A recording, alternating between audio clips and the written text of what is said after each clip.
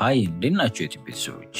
ከዚህ በፊት ደጋግማችሁ የጠየቃችሁኝ ሴክሽን ተከታታይ ፊልምን ይዤላችሁ መጥቻለሁ። ሲዝን 1 ሲገባደድ ዩሪ ለጂ የአግቢን ጥያቄ ያቀርቦላት እሷም በፕሮግራሙ ላይ ዩሪን በመተው እዛው ፕሮግራሙ ቦታ ከሚገኘው ካይፈር ጋር አብራ በመሆን ስትሳሳምና የዩሪ ልብም ሲሰበር አሳይቶን ነበር ያቆመው።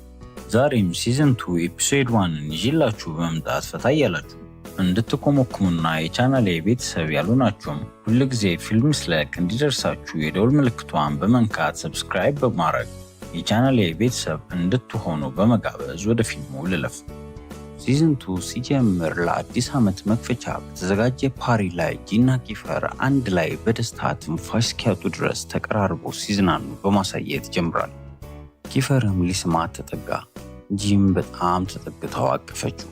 በቃላት ሊገለጽ የማይችል ደስታ ተሰማት። ከቆይታም በኋላ የትምህርት ቤቷን ዩኒፎርሟን ልታይ ሄደች። ዩኒፎርሟንም ባየች ጊዜ በትዝታ ደግማ ሄደች። ከክፍሏ ተማሪዎች ጋር ያሳለፈችው እያንዳንዱ ትዝታቸው፣ ደስታቸው፣ ህመማቸው፣ ትግላቸው፣ ሳቃቸው፣ እንባቸው እናም ሁሉም ትዝታዎች ልቧን ከበቡት። ዩኒፎርሟንም ከለበሰች በኋላ በመስታወት ራሷን ተመለከተች። ወዲያውኑም በአዲስ ዓመት ዋዜማ ከኪፈር ጋር የአዲስ ዓመት የመጀመሪያ ቀን ላይ ያሳለፉትን ነገሮችና ዩሪን ትታ ከሱ ጋር ለማሳለፍ የወሰነችበትን ቀን በትዝታዎቿ መጡባት። ከማንኛቸው ጋር መሆን እንዳለባት ማሰብ ትጀምራለች። ትምህርት ቤት ለመሄድ ከተነሳች በኋላ ስልኳን በምታይበት ጊዜ ኪፈር ብዙ ጊዜ እንደደወለ ለማየት ትችላለች። ይህንንም ስትመለከት ትንሽ ደንገጥ ትላለች። ምክንያቱም የዩሪን የጋብቻ ጥያቄ ስለተቀበለች የኪፈርን ዓይን እንዴት ማየት እንደምትችል ጨንቋት ነበር። እንደዛም ሆኖ ኪፈር አጠገብ መድረስ ባይጠበቅባትም ሁልጊዜ ግን ራሷ የምታገኘው ከኪፈር ጎን ነው። አክስቷ ወደ ክላሷ ከመጣች በኋላ ዩሪ ታች እየጠበቃት እንደሆነና አንድ ላይም ወደ ትምህርት ቤት እንደሚሄዱ ነበር የተነገራት። በዚህም ተስማምታ ወደ ስር ትወርዳለች። ታዲያ እሷና ዩሪ እንደተገናኙ የመጣው አይሪስ ነበር። አይሪስ ግን ሁለቱ አንድ ላይ ወደ ትምህርት ቤት እንዲሄዱ ፍላጎት አልነበረውም። አብረው እንደማይሄዱ ሲነግራቸው ዩሪ እጮኛዋ ስለሆነና አሁን ስለማይፈራው በሀሳቡ አልተስማማም። በመቀጠልም የእጮኝነት ግዴታው እንደሆነ በመናገር ይዟት እንደሚሄድ ሲናገር ሁለቱ ወንዶች ሊጣሉ ሲሉ እሷ መሃል ገብታ ታገላግላለች። ለአይሪስም ከዩሪ ጋር መሄድ እንደምትፈልግና እሱ ማውራት እንደምትፈልግ ስትነግረው በመቀጠልም አብረው ሆነው ወደ ትምህርት ቤት ይሄዳሉ። ትምህርት ቤትም ሲደርሱ ጂ ኪፈርን እንዴት ብላ እንደምታየው እየተጨነቀች ነበረ። ይህንን የሚያስተዋለው ዩሪ የተፈጠረ ነገር እንዳለ ይጠይቃታል። እሷ ግን አንጅሎ ምንም አይነት ነገር እንዳላወራችውና በዚህ ምክንያት እየተጨነቀች እንደሆነ ስትነግረው ዩሪም በተለሳለሰ ድምፁ እንደ ሁል ጊዜው ተረጋግቶ ከዚህ በፊት አስቀድሞ ስሜቱን ባለመናገሩ ይቅር እንድታደርግለት ሲነግራት እሷም የጥፋተኝነት ስሜት በመሰማት ልነግረው የምፈልገው ነገር እንዳለ ስትነግረው እሱ ግን ስለ ኪፈር እንደሆነ በማወቁ ምንም መስማት እንደማይፈልግና ይቅርታ እንዳረገላት በመንገር ዩሪም በመቀጠል አንድ እድል እንድትሰጠውና መዋደድ እንዲችሉ ተገናኝተው ብዙ ጊዜ እንዲያሳልፉ እድል እንድትሰጠው ይጠይቃታል። ነገር ግን እሷ ግራ ገብቷት ነበር። ይሄን የምታደርገው ቤተሰቦቿ ግፊት ይሁን እውነት እሱን ትውደደው አትውደደው አታውቅም። ጂ በሌላ መልኩ ወደ ክፍል ከገባች በኋላ የክፍል ጓደኞቿ ምን ሊሏት እንደሚችሉ ትንሽ ጨንቋታል። በተቃራኒው እሱ ደግሞ ድራማ ሊኖር እንደሚችል ስላወቅ ምንም አልመሰለውም። ስለዚህም ቀለበቷን ካወለቀች በኋላ በአንገት ሐብሏ አርጋ አንገቷ ላይ ታረጓለች። ታዲያ እሱም ከዚህ በኋላ ልክ እንደ ጮኛሞች መሆን እንደሌለባቸው ድሮ ትምህርት ቤት ውስጥ እንደሚያሳልፉት ጓደኛሞች ሆነው ማሳለፍ እንዳለባቸው ነበር የነገራት። እሷም የቀልድ ከመታችሁ በኋላ ትስቃለች። ከመኪና ውስጥ ልትወርድ ስትልም በሩን ለመክፈት ወደ እሱ ስትዞር ሳታስበው ግንባሯን ይስማታል። በዚህም በጣም በመደንገጥ ከመሄዷን በፊት ካሁን በኋላ ከቤት መጥቶ እንዳይወስዳት ምክንያቱም ሰዎች ይጠረጥራሉ ብላ ነግራው ነበር ከመኪናው ወጥታ ሄደችው። ለመረጋጋት እየሞከረችም ወደ ውስጥ ትገባለች። ወደ ክፍልም አካባቢ ልደርስ ስትል ድንገት ኪፈር በመምጣት ጎትቶ ወደ ግድግዳው ያስጠጋታል። እሷ ግን ልታናግረውም አልፈለገችም ነበር። በመጀመሪያ ቀን እንደዚህ በመሆኗ ኪፈር በጣም ይናደል። ሊሰማትም ይጠጋታል። እሱ ለእሷ ያላት ስሜት ስለሚያውቅ መቼም ቢሆን እንደዚህ ማድረግ እንደማያውቁም ሲነግራት ንግግሩን ስትሰማ ልቧ እየመታ ነበር። እሷ ግን ዩሪን የከዳችው ያህል ነበር የሚሰማት። በመቀጠልም ከሱ ጋር የፍቅር ግንኙነት ካልጀመራችሁ ከዳሹ አይባልም በማለት ሲስማት እሷ እንዳይስማት ልታረገው ብትሞክርም እሱ ግን መሳሙን አላቁምም ነበር። ነገር ግን እየተሳሳሙ እያለ ለአዲስ ዓመት የተፈጠረውን ነገር ስላስታወሰች ዩሪ ወዲያውኑ ትዝ ይላታል። ከዛም ገፍትራውና መታው ወደ ክፍል ትሄዳለች። ክፍልም ስትደርስ ልክ እንደ ድሮ ተማሪዎቹ እየተንጫጩና እያወሩ እየተጫወቱ ታገኛቸዋለች። ኪፈርም ወደ ውስጥ ሲገባ ሁሉም ዝም ይላሉ። ከንፈሩ ላይ ያለውን ቀይ ቁስል ባዩ ጊዜ ግን ተገርመው በጣም ይስቁበታል። ጂም እሷ እንዳደረገችው ስለምታውቅ በኩራት እየሳቀች ትመለከተዋለች። መምህርም ሲገባ ልክ እንደ ሁልጊዜው ተማሪዎቹ በየቦታቸው ይቀመጣሉ። መምህሩም ለአዲሱ ዓመት እንኳን ደስ አላችሁ ብሎ ከተቀበላቸው በኋላ በአሁኑ ዓመትም ብዙ አዳዲስ ነገሮች እንደሚኖሩና ብዙ ስራዎችና ፋይናል ፈተናቸውም ከባድ እንደሚሆን ወደ ኮሌጅ የመግቢያ እድላቸውም የዛ ዓመት እንደሆነ ይነግራቸዋል። በዛ ጊዜም ጂ በጣም ትጨነቅና ወደ ዩሪ ስትጠጋው ዩሪም ምንም ስጋት እንዳይገባትና ይህንን ፈተና እንደምታልፍ ነበር የነገራት። መቀራረባቸውን ግን አሁንም ኪፈር አይወደውም ነበር። ምሳ ሰዓትም ምግብ ለመብላት ተደርድረው ነበር። ሲሰጣቸው የነበረው ምግብ ግን ትንሽ ነው። ኪፈር ግን የወሰደው ምግብ ብዙ ስለነበረ ምንም አልመሰለውም። ምግብ ሲመገቡም የተቀመጠው አጠገቧ ስለነበረ ቀስ ብሎም ለእሷ መቼም እንደማይተዋትና እሷ ሁል ጊዜ የእሱ እንደነበረች ነበር የነገራት። በዚህ ንግግሩም ተናዳ ተነስታ ካጠገቡ ትሄዳለች። ዩሪም በጥያቄ የሚመስል አይነት ፊት እየተመለከታት ነበር። ከወጣችን በኋላ ሲኤን ወደ ትምህርት ቤት ስላልመጣ በተደጋጋሚ ወደሱ ትደውላለች። ስልክም እየደወለች ቴራሱ ላይ ስትወጣ ድሩ የተባለ የክፍል ጓደኛቸውን ታየዋለች። በጣም ተናዶ ስለተመለከተችው ምን ሆኖ እንደሆነ ጠይቋል። እሱም ፍቅር ከባድ እንደሆነና ፍቅር በሁለቱም በኩል ካልሆነ ግን በጣም የባሰ ግራ እንደሚያጋባና ካጫወታት በኋላ ፍቅረኛ እንደያዘ ነግሯት ፎቶ ሲያሳያት ያሳያት ፎቶ እሷ ጋር ይመሳሰል ነበር። ነገር ግን ያሳያት ፎቶ ትንሽ የወፈረና ከእሷም መልኳ የተቀየረ ነበር። ከሱም ጋር አንድ ላይ በመሆን ቁጭ ብላ ስለ ህይወትና ስለ ፍቅር ትንሽ ካወራች በኋላ አመሻሽ ላይ ወደ ቤቷ ትመለሳለች።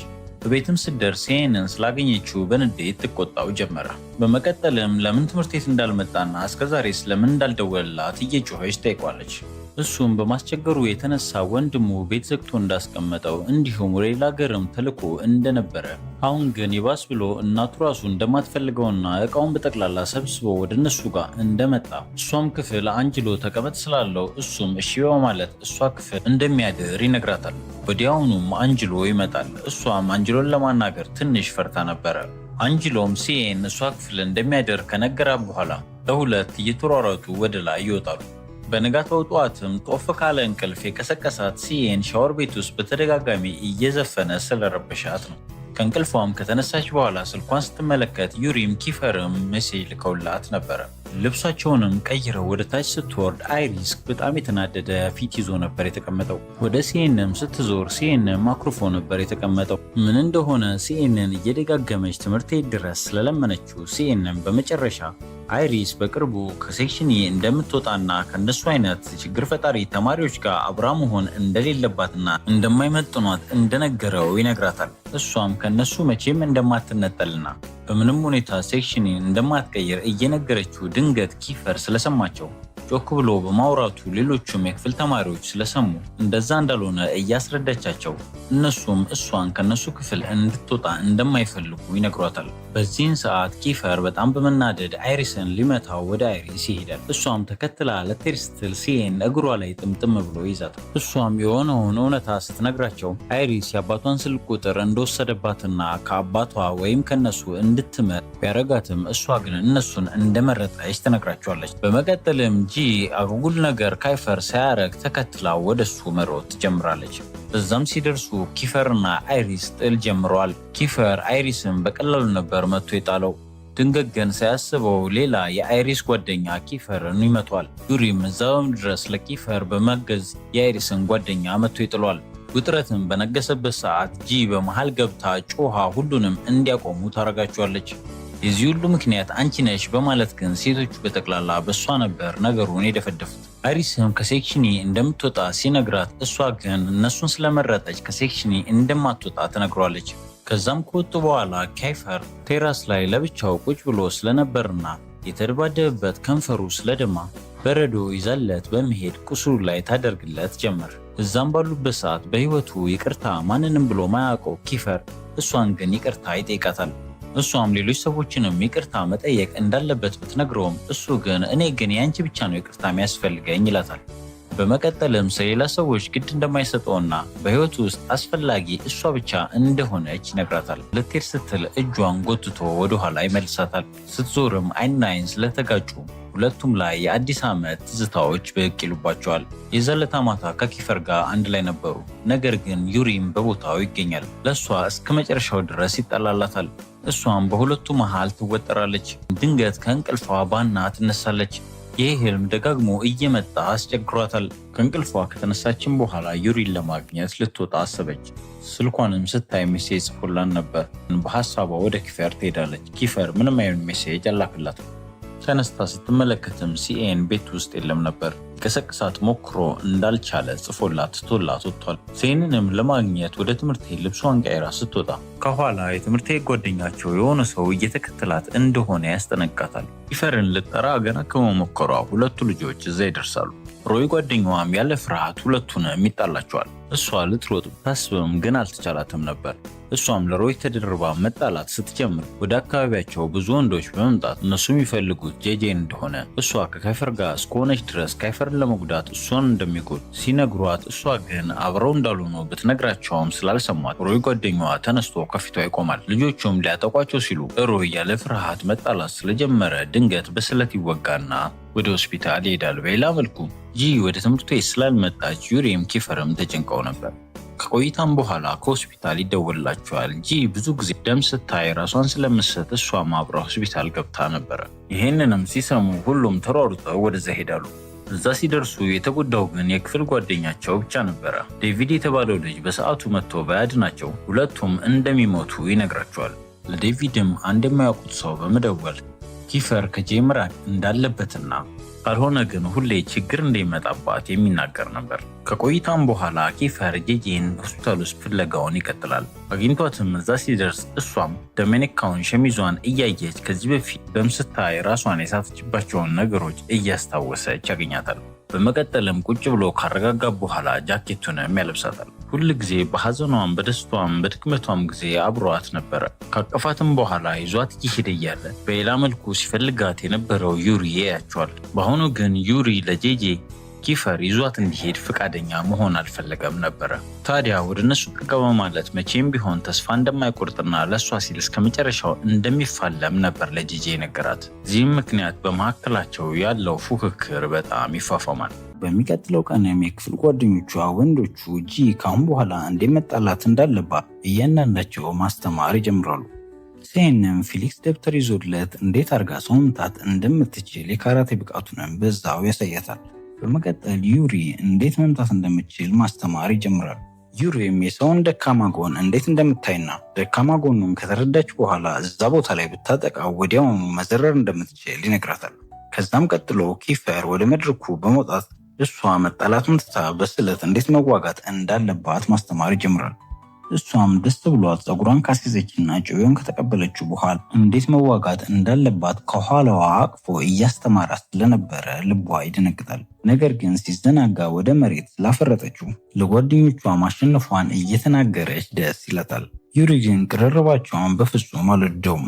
እሷም በሐሳቧ ሁለቱ ካሳዩት የጥል መንገዶች የቱ መምረጥ እንዳለባት እንኳን እንደማታውቅ ለራሷ ታወራለች። በመቀጠልም ከሲኤን ጋር ወክ እያደረገች ስታስታውስና ስታስብ የነበረው ስለነ ኪፈር ብቻ ነበረ። ነገር ግን ሲኤን በመሃል በአጠገባቸው ያለፈች የሴትን ሽቶ አሽትቶ ሽቶዋ በጣም ደስ እንደሚል ይነግራታል። ጂም ይህንን ብትሰማ ራኪ ፍቅረኛው እንደምትገለው ትነግሯለች። ነገር ግን በሁለቱ መካከል የሆነ ነገር እንደተፈጠረ ጂ ገብቷት ነበረ። ምክንያቱም እሱ ከሰው ጋር እንደተጣላና እርዳታ እንድትሰጠው ራኪን ስጠይቃት እንዳልመለሰችለት እየነገራት ነበረ። ጨምሮም ኤላም አሁን ላይ ጥሩ ስሜት ላይ እንዳልሆነች ይነግራታል። ኤላ ደግሞ ከዚህ በፊት ዩሪና ኪፈር የተጣሉባት ሴት ስለሆነች ሲኤን ምን ማለት ፈልጎ እንደሆነ ትጠይቋለች። ቀጥላም እሷ ጥሩ ስሜት ላይ እንዳልሆነች እንዴት እንዳወቀ ትጠይቋለች። ሲኤንም ኪፈር እንደነገረው ሲነግራት ጂ ግን በውስጧ ስለ ኤላ አሁንም ኪፈር በማወቁ በጣም ትናደለች። ክፍልም ከገባች በኋላ ራሷን እንዲመከላከል እንዳለባት ስላስተማሯት እያመሰገነቻቸው ነበረ። ወደ ዩሪም ከዞረች በኋላ ካራቴ እንደሚችልና እሱ እንደሆነ ተማሪዎቹን ያሰለጠናቸው ትጠይቋለች። እሱም 6 አይነት የማርሻል አርት አይነቶችን እንደሚችሉ ይነግራታል። እሷም በመቀጠል ከተማሪዎቹ መካከል ማዮ የተባለው ተማሪ ካፑር ከተባለ ሰው ካራቴ እንደተለማመደ ስትናገር፣ ነገር ግን አንዱ ተማሪ ካፑር ሳይሆን ፓርኩር እንደሆነ በመናገሩ እሷም ለማረጋገጥ ማይሆን ስትጠይቀው ፓርኩር እንደሆነ ሲነግራት፣ እሷ ግን ከዚህ በፊት የነገርከኝ ካፑር ነው ብላ ስለነገረችው አይደለም ብሏት መጨቃጨቅ ይጀምራሉ። ኪፈርም ጭቅጭቁን ለማስቆም ጣልቃ በገባበት ሰዓት በመሃል ማዮ የማይገባሽ ሲላት፣ እሷም ምናልክ ብላ ሌላ ስድብ በመሳደቧ ድንገት ዞር ብላ ኪፈርን በማየት የሆነ ነገር ትዝ ይላታል። እሱም ከዚህ በፊት ካሁን በኋላ አጠገቤ ምንም አይነት ስድብ ከሳደብሽ እስምሻለሁ ብሏት ነበረ። በመቀጠልም ኪፈር ወደ እሷ ጠጋ ብሎ ተማሪዎቹ ፊት ይስማታል። ይህንንም የተመለከተው ዩሪ በጣም ይናደዳል። ከቆይታም በኋላ መምህራቸው ወደ ክፍል ትገባለች። አስተማሪውም ለተማሪዎቿ የሚወያዩበት ሐሳብ ስላመጣችላቸው ተወያይተው ከጨረሱም በኋላ ስለተከራከሩበት ሐሳብ እንዲጽፉ ትዕዛዝ ትሰጣቸዋለች። የሴክሽኒ ተማሪዎች በጠቅላላ ግን መጽሐፍ ስለማይወዱ በሐሳቧ ተናደው ነበረ። ኪፈርም ትርፍ ወረቀት ከያዘች እንድትሰጠው ስለጠየቃት ትሰጧለች። ለዩሪም ወረቀት ብትሰጠውም እሱ ግን አኩርፏት ነበር የተቀመጠው። ይህንንም በማስተዋሏ ዩሪን ለማናገር ደጋግማ ስትሞክር መምህሯ በማየቷ ታስጠነቅቃታለች። በዚህም በወረቀት እየተጻጻፉ ማውራት ይጀምራሉ። ነገር ግን እሷ እንዲያናግራት ብትፈልግም እሱ ግን ትምህርቷ ላይ ብቻ ትኩረት እንድታረግ ይነግራታል። በመጨረሻም በጣም ተናዳ እስካሁን የተጻፉበትን ወረቀት ተናዳ ከወረወረችው በኋላ ድምጿን ጮክ አርጋ ስለተናገረችው መምህሯ እንድትወጣ ታዛታለች። በተቃራኒው ደግሞ የሁለቱን ወረቀት መጻጻፍ ሲያይ የነበረው ኪፈር እጅግ በጣም ተናዶ ነበረ። ከክፍልም ከወጣች በኋላ ወደ አንድ ክፍል ስትደርስ ጊታር በማግኘቷ ጊታር በመጫወት ንዴቷን ለመውጣት እየሞከረች ከኋላዋ ዩሪ መጥቶ ይጠራታል። በመቀጠልም አጠገቧ ከተቀመጠ በኋላ እሷም ቅድም ማውራት አልፈልግም ስላላት አሁን ለምን እንደመጣ ትጠይቋለች። እሱም እሷን አንድ ቀን ለማናገር ሳይፈልግ ቀርቶ እንደማያውቅና ነገር ግን አጠገቡ ኪፈር ሲስማት ማየት ምን ያህል እንደሚያናደው ከነገራት በኋላ ይቅርታ ይጠይቃታል። በመቀጠልም በድንገት የመጣ የትዳር ጥያቄ ቢሆንም እጮኛው እንደሆነችና ከኪፈር ጋር ስትሆን ማየቱ በጣም እንደሚያስከፋው ይነግራታል። እሷም ዩሪ ይህን ነገር ሲናገር ስትሰማ በጣም ስላሳዘናት ተነስታ ታቅፏለች። ዩሪም እዛው ትቷት ከወጣ በኋላ እሷም ከትንሽ ቆይታ በኋላ ስትወጣ ኪፈር ስለመጣ በጣም ተናዶ አገጯን ይዞ በጣም ይጮህባት ጀመረ። እሷም ደንግጣ እያመማት እንደሆነ ብትነግረውም እሱ ግን እሷ የሱ እንደሆነች በመናገርና ካሁን በኋላ ከዩሪ ጋር እንደዚህ ስትሆን ቢያት እንደሚገላት አስጠንቅቋት ይሄዳል። ጂ ቤትም ከሄደች በኋላ ስለዚህ ነገር ማሰብ ማቆም አቅቷታል። ከዚህም ማሳቧ የተነሳ ሲኤን አይስክሬም ለመብላት ማንኬዘሽ ነይ ብሏት እሷ ግን ያመጣችው ሽኳ ነበረ። ሲኤንም እንደሆነች ቢጠይቃትም እሷ ግን አጠናለው ማለት ወደ ዲስኳ በመሄድ በሀሳብ ትጓጣለች። ይህንንም ያስተዋለው ሲኤን አብረው ቁጭ ብለው ፊልም እንዲያዩ ይጋብዛታል። እሷም ማሰብ በማድረግ ሲኤንን ኪፈር ሲናደድ አይቶት እንደሚያውቅ ትጠይቋለች። ሲኤንም መናገር ባይፈልግም ከዚህ በፊት ሲናደድ አይቶት እንደሚያውቅና በደንብ የሚያስታውሰው ግን በኤላ ምክንያት ከዩሪ ጋር የተደባደበበትን እንደሆነ ይነግራታል። እሷም ለምን እንዳላገላገሉ ስትጠይቀው ኪፈር ሲናደድ ማንም ሰው እሱ በሚጣላበት ሰዓት መሀል እንዲገባ እንደማይፈልግና ከገቡ ግን እነሱ ራሳቸውን መመሳታቸው ስለማይቀር ፈርተው እንደሆነ ይነግራታል። ይህንንም ሲነግራት እሷ ለዩሪ ታዝንለታለች። ሲሄድ ግን ለዩሪ እንደማያዝንለትና ዩሪ እንደሚታየው አይነት ጥሩ ሰው እንዳልሆነ በጣም ተንኮለኛና እነሱ ሳያውቁ ብዙ ነገሮችን እንዳደረገ እንዲሁም እንዳታለላቸው ይነግራታል። እሷ ግን ለመጀመሪያ ጊዜ ስለ ዩሪ እንደዚህ ተብሎ ሲወራ ስለሰማች በጣም ይገርማታል። በመቀጠልም ሲኤን ለረጅም ጊዜ ሊያዩ የሚፈልገው ፊልም ስላለ ወሬያቸውን ትተው ፊልም እንዲያዩ ይጠይቃታል። ተስማምተውም ላፕቶፓቸውን ከፍተው ፊልማቸውን ሊያዩ ሲል ሲኤን ሆዱን ያሟል። እሷም አጣድፋ መጸዳጃ ቤት እንዲጠቀም ነግራው አጣድፋ ትልኳለች። እሱም ሽንት ቤት በሚገባበት ሰዓት ብዙ ፎልደሮች ላፕቶፑ ላይ ታያለች። ከፎልደሮቹ መካከልም የኔና የጂ የሚል ፎልደር ስለተመለከተች እሱን ልከፍት ስትል ግን ሌላ የሚስጥር ፎልደር ስላየች አመንትታ ፎልደሩን ትከፍተዋለች። በፎልደር ውስጥም ያኔ ኪኮ መጠጣት አጥቷት ወደ ሩሟ ስለወሰዳት ተናደው ሲመቱት የሚያሳይ ቪዲዮ ትመለከታለች። ቪዲዮንም በደንብ ስትመለከተው ያልመታው ሰው የለም። በመሃል ግን ዩሪ ሊመታው መጥቶ ለምን ጄጄ እንደዚህ እንዳረጋት ሲጠይቀው ኪኮ ግን ጂ በመጀመሪያ የሱ እንደነበረች ይነግሯል። የሲኤንም ተራ ደርሶ ሲመታው ልጁም በካራቴ ነበር የዘረገፈው። ጂም ቪዲዮውን ስታይ ማልቀስ ትጀምራለች። ከመጸዳጃ ቤት ድንገት የወጣው ሲኤን ጂ ቪዲዮውን እያየች እንደሆነ ሲያይ ይደነግጣል። እሷ ለምን እንደዚህ እንዳረጉት ትጠይቋለች። ፊልማችን ወደ ቀጣይ ቀን ሲወስደን ጂ ሲኤንን እያናገረችው አልነበረም። ሲኤንም እንድታናግረው እየለመናት በሌላ መልኩ ጂ ይህንን ቪዲዮ እንዳየችው ኪፈር ካወቀ ስለሚገለው እየፈራ እንደሆነም እየነገራት ነበረ። እሷም እንደምትመታውና ካሁን በኋላ ካጠገቧ ዞር እንዲል ትነግሯለች። በመቀጠልም ኪኮ የት ሆስፒታል እንደተኛ ትጠይቋለች። እሱንም ከሰማች በኋላ ቀጥ ብላ ወደ ኪኮ ጋር ትሄዳለች። እዛም ስትደርስ ኪኮ እጁ፣ እግሩ፣ አንገቱ፣ ሁሉ ነገሩ ታሽጎ ትመለከቷለች። እሷም ጠጋ በማለት እንዴት እንደሆነ ትጠይቋለች። እሱም ሲያያት በጣም ያፍራል። እሱም እሷ ላይ ያልተገባ ነገር እንዳደረገና የፍቅር ጥያቄ ሲጠይቃት እምቢ ስላለችው ልቡ ተሰብሮ በዛ ምክንያት እንዳደረገ በመንገር ይቅርታ ይጠይቃታል። ነገር ግን ምክንያት እንደማይሆንና ይቅርታ ብቻ እንድታረግለት ደጋግሞ ይጠይቃት ጀመረ። እሷም ይቅርታዋን ከተቀበለች በኋላ እሱም እሷ እድለኛ እንደሆነችና እነ ኪፈር በጣም እንደሚወዷት ድሮ ኤላ እነሱ ክፍል እያለች እሷን ዩሪና ካይፈር በሚወዷት ጊዜ እንደዚህ አይነት ምንም አይነት መስዋዕትነት ከፍለው እንደማያውቁ ሲነግራት እሷም በውስጧ ደስ ይላታል። በመቀጠልም እሷ ሴክሽን የምትማረው ፍሬያ የተባለችው ተማሪ የት እንዳለች ኪኮን ጠይቋለች። ኪኮም ከእሷ ጋር እንደተለያየ ሲነግራት እሷም ፍሬያ ጥሩ ልጅ እንዳልሆነችና ሁል ጊዜ መናደድ ብቻ እንደምታውቅ ትነግሯለች። ጂ ደጋግሞ ኪፈር የደወልላት ስለነበረ ተሰናብታ ወደ ክፍል ትመለሳለች። እዛም ስትደርስ የክፍሉ ተማሪዎች ለሁለት ተከፍሏል፣ የኪፈርና የዩሪ ተብለው። በዚህም ሁለቱም ወንዶች ተናደው የት እንደነበረች ይጠይቋታል። እሷ ግን ያለችበትን ብትነግራቸው እንደሚቆጧት ስለምታውቅ ይቅርታ ትጠይቃቸዋለች። ከተቀመጠችም በኋላ ፍሬያና እነ ኪፈር እንዴት ሊገናኙ እንደቻሉ ማብሰልሰል ትጀምራለች። ምሳ ሰዓትም ደርሶ ምሳ በሚበሉበት ሰዓት ምሳቸውን ለጓደኞቿ እያመጠች እየሰጠቻቸው ነበር። ኪፈርንም ቁጭ ብሎ ስታገኘው እንደተናደደ ትጠይቋለች። እሱ ግን ሊያዋራት ራሱ አልፈለገም። ይህንንም ስታይ ሲኤንን ጠርታ ልታዋራው ስትሞክር ሲኤን በመሳሳት ኪኮ እንዴት እንደነበረ ጮክ ብሎ ይጠይቃታል። እሷም እንዳይቀባጥርና ዝም እንዲል ታስጠነቅቋለች። በመቀጠልም መንቀሳቀስ እንደማይችል ለ8 ወር ወደ ትምህርት ቤት እንደማይመጣና ከትምህርት ቤት እንደተባረረ በዚህም ምክንያት በጣም እንዳሳዝናት ተነግሯለች። ሲኤንም እንደሄደች ለኪፈር እናገራለሁ ብሎ ያስፈራራታል። እሷም እንዳይቀባጥር እጁን ጎትታ ወደ ደጅ ይዘው ስትወጣ ጆሽ የተባለ የክፍል ጓደኛቸውን ድመት ምግብ እየመገበ ያዩታል። ጂም በዚህ ተግባሩ ትንሽ የተደነቀች ትመስላለች። በመቀጠልም ከሲኤን ጋር እየተላፉ ወደ ክፍል ይገባሉ። ይህንን ያየው ዩሪ ግን በጣም በመናደድ ካሁን በኋላ እንደዚህ አይነት ልፊያ እንዳይለፉ ሲኤንን በመቆጣት ይናገረዋል። ይህንንም ያዩት የክፍል ተማሪዎች በእሷና በሱ መካከል ምን እንዳለና የራሱ እንደሆነች አርጎ እየቆጠረ እንዳለ ይነግሯታል። እሷም ጥያቄዎች እንዳይጧጧፉ በመፍራት ወደ መጸዳጃ ቤት ሊሄድ በማለት ወደ ቴራሱ ላይ ትወጣለች። እዛም ስትደርስ ኪት የተባለውን ተማሪ ስላገኘችው ከሱ ጋር ማውራት ትጀምራለች። በመካከልም ማዮ ይመጣል። ነገር ግን በወሬያቸው መካከል ክርክር ስላነሱ ኪት በጣም በመናደድ እሷ ራሷ ከኤላ እንደማትሻል ስለነገራት በጣም ተናዳ በቦክስ አፍንጫዋን ትርለታለች። ይህንንም በማረጓ በጣም ደብሯት ወደ ደጅ ትወጣለች። ደጅም ላይ ኢትሪክስ የተባለ የክፍል ጓደኛቸው አግኝቷት አብረው ቁጭ ይላሉ። ታዲያ በስልኩ ኢትሪክስ የሚወዳትን ልጅ እያየ ነበረ። በመቀጠልም ሌላ ፍቅረኛ ልጅቷ እንደያዘች ሲነግራት እሷም ታሾፍበታለች።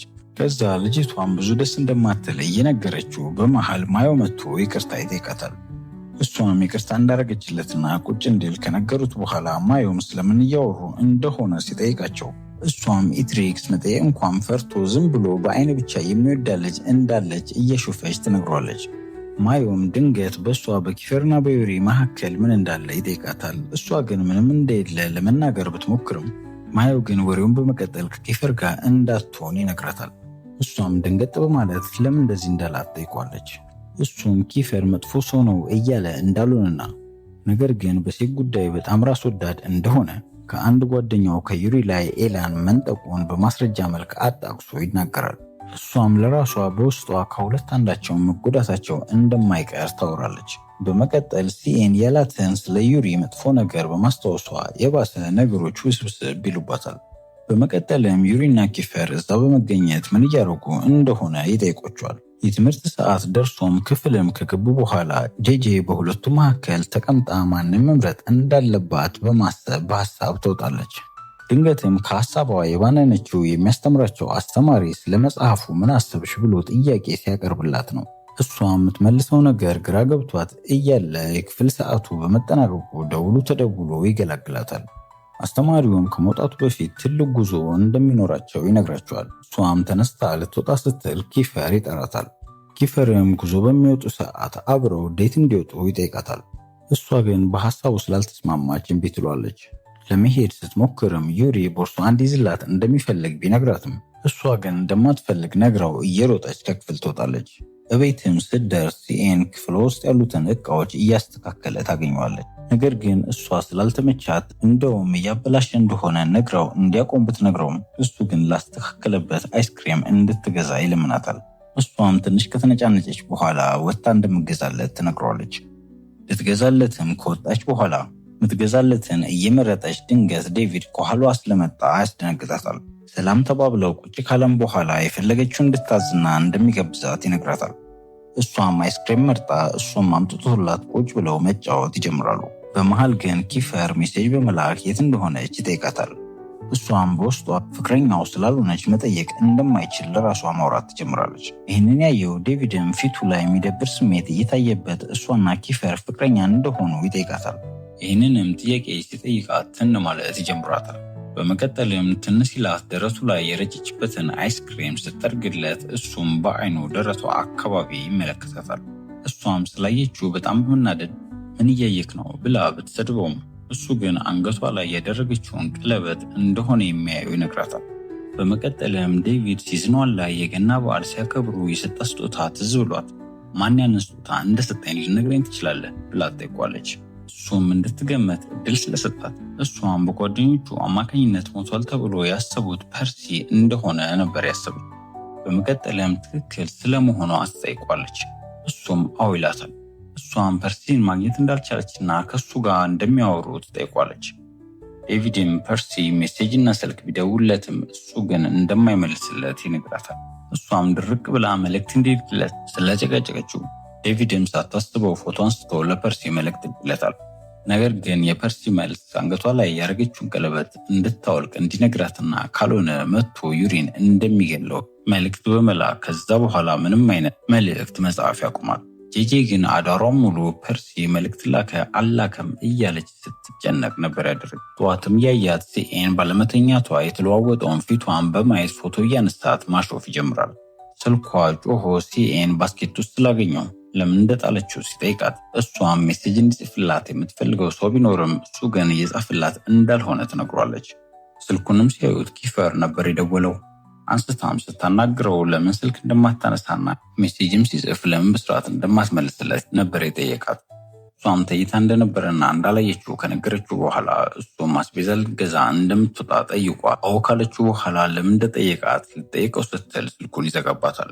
እሷም አስቤዛ ለመግዛት ከሴን ጋር አብራ ልትሄድ እንደሆነ ነበር የምታውቀው። እሱ ግን ከፍቅረኛው ራኪና ከእህቷ ጋር ሊገናኝ ስለሆነ እንደማይችል ነበር የነገራት።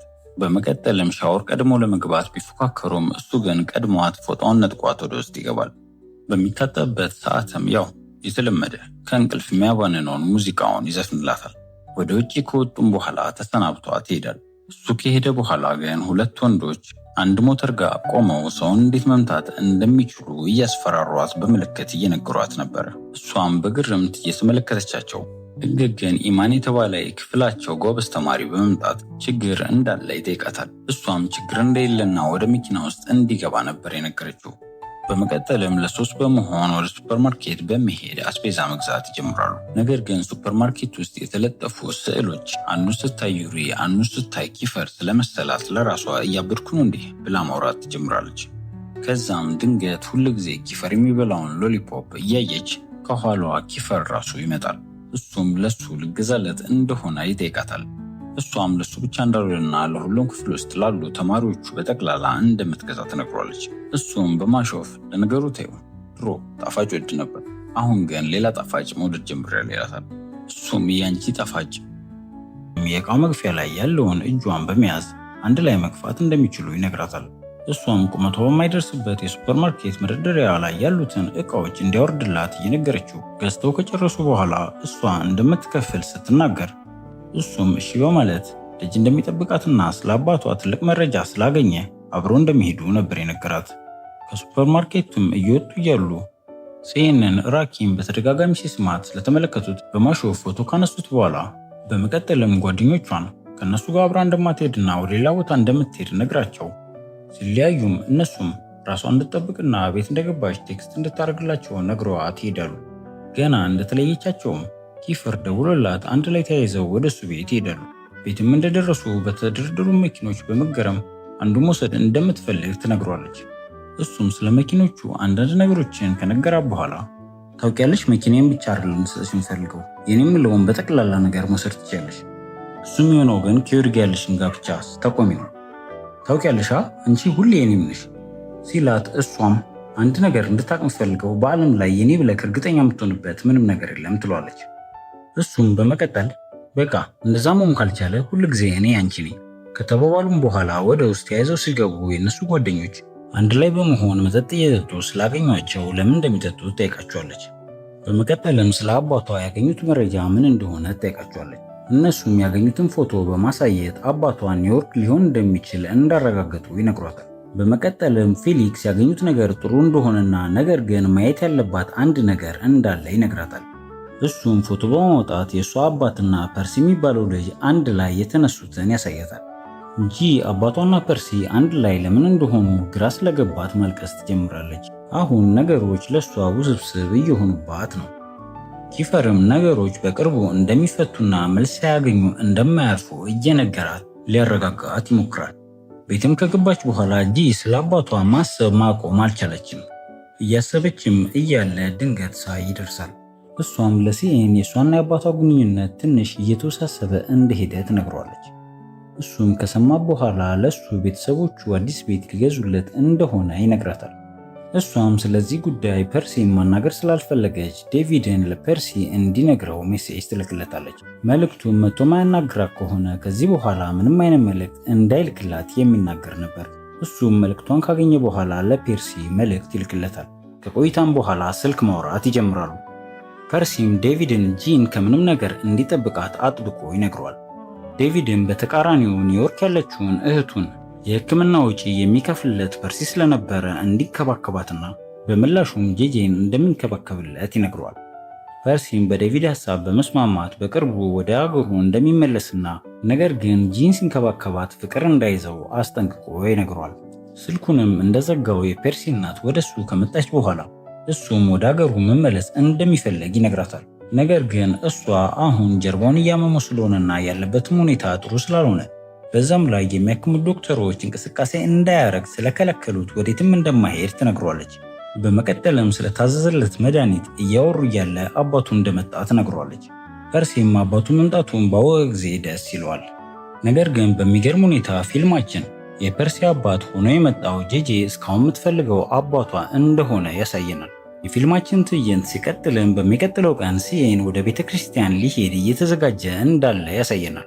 እሱም አንዳንድ ነገሮች እንዲቀሏት አብሮ ወደ ቤተ ክርስቲያን እንድትሄድ ቢጋብዛትም እሷ ግን አንድ ቀን ቤተ ክርስቲያን ሄድኩ ብለ እንደ ጻድቃን አያርግህ ትሏለች።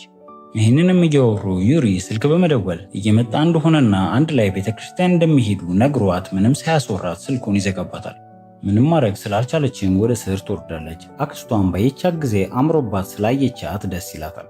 ከዩሪ ጋርም ተያይዘው ቤተክርስቲያን ይሄዳሉ። ነገር ግን እሱ ጃፓናዊ ስለሆነ ካቶሊክ እንደሆነ እንደማታቅና እስከዛሬ ድረስ የሚመስላት ቡዲዝም እምነት ተከታይ እንደሆነ ስትነግረው እሱ ከት ብሎ ይስቅባታል። ጸሎትም አንድ ላይ መጸለይ ሲጀምሩ ቤተክርስቲያን የመጡ 3 ሴቶች ባጠገባቸው ሲያልፉ እሱ ቆንጂዬ እንደሆነና እሷ ግን በጣም እንደምታስጠላ እንዲሁም ፍቅረኛው ትሆን አትሆን ለ3 እየተነጋገሩ ያልፋሉ።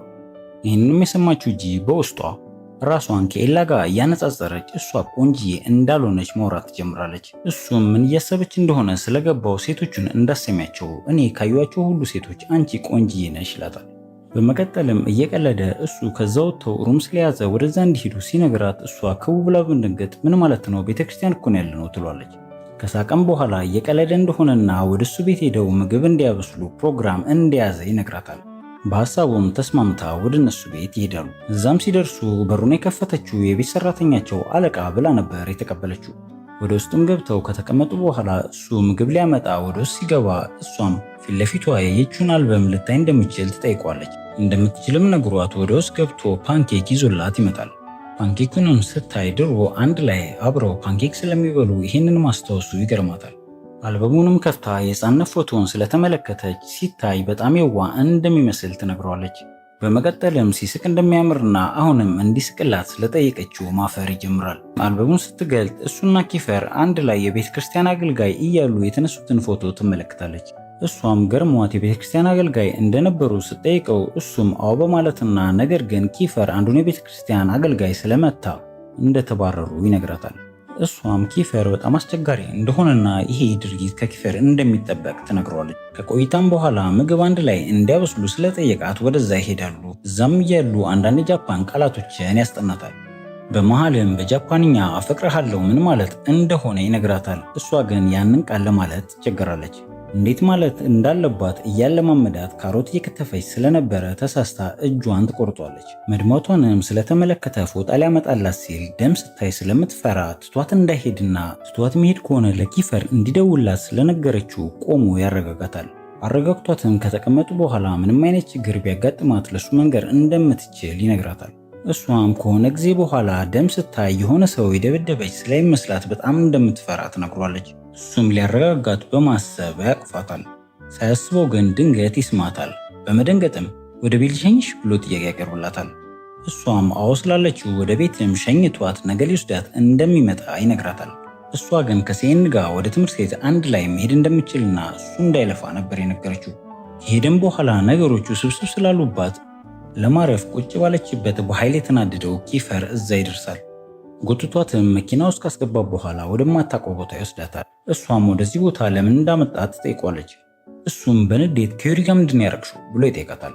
እሷም ተለሳልሳ ምንም እንዳላደረጉና ቤተክርስቲያን ብቻ እንደሄዱ ትመልስለታለች። እሱ ግን ከቤተክርስቲያን በኋላስ ብሎ ስለጠይቃት በፍርሃት አንድ ላይ ሆኖ ምግብ እንደሰሩ ትነግሯለች።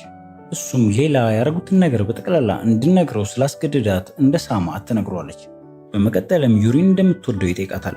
እሷም ስለተናደደችበት አዎ ወደዋለሁ ካለችው በኋላ ግራ እንደገባት እና እሱም የባሰ ግራ እያጋባት እንደሆነ ከነገረችው በኋላ በዚህ ሁኔታ ዩሪን መጉዳት እንደማትፈልግ ስለነገረችው እሱም እኔስ ካላት በኋላ የድሮ ታሪክ በማንሳት ከዩሪ ጋር አብረው መኪና አደጋ የደረሰባቸው ጊዜ ሁሉም ሰው ስለ ዩሪ እንዳሰበና ሰዎች ስለሱ በጣም ጠንካራ እንደሆነ እንደሚያስቡ ነገር ግን እሱ ያለ እናት ማደጉ አባቱን ትቶት እንደሄደ ለብቻው ወንድሞቹን እንዳሳደገና ሁሉም ሰው ስለ ዩሪ ቢጨነቅም ቢያንስ አንቺ ግን እንደነሱ አቱኝብኝ ይላታል። ይህንንም ሲያወራ እያለቀሰ ስለነበረ በጣም በማዘን አቅፋ ማረጋጋት ትጀምራለች።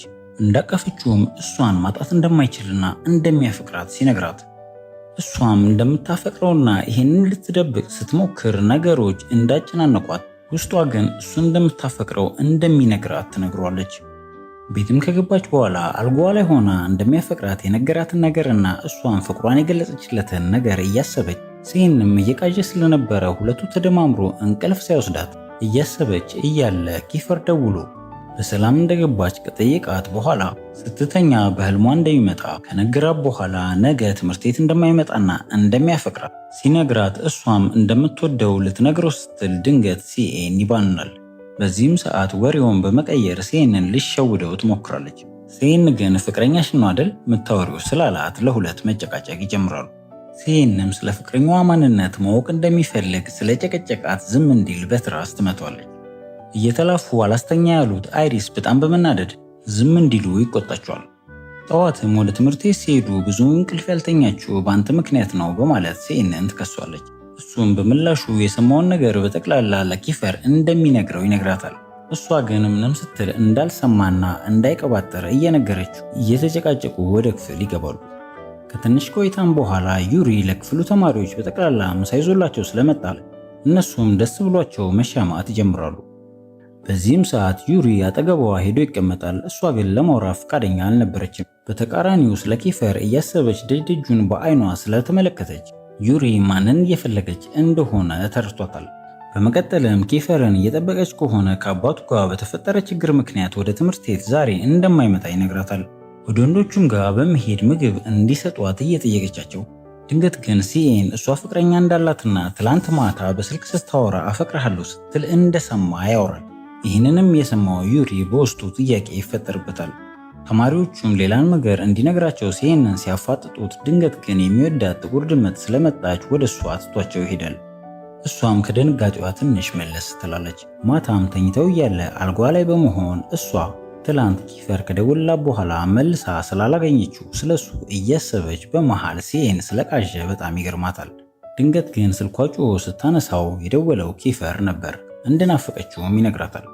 እሷም ቢያንስ መልእክት ስላላከላት እንደተቀየመችው ስትነግረው እሱም በምክንያት እንደሆነና ነገሩ ረጅም ስለሆነ ሲያገኛት እንደሚነግራት ይልቁንስ እሱ በሌለበት ሰዓት ትምህርት ቤት ዩሪ ያለው ነገር አረግ እንዴ ብሎ ይጠይቃታል። እሷ ግን ስለሱ እንጂ ስለ ዩሪ ስታስብ እንዳልነበረ ትነግሯለች። እሱም የምትቆጣው የፍቅር እንደሆነ ስለገባው ደስ እንዳለውና ሁልጊዜም እንደዚህ እንድትሆን ሲነግራት እሷ ግን ምን እንደተፈጠረ ትጠይቋለች።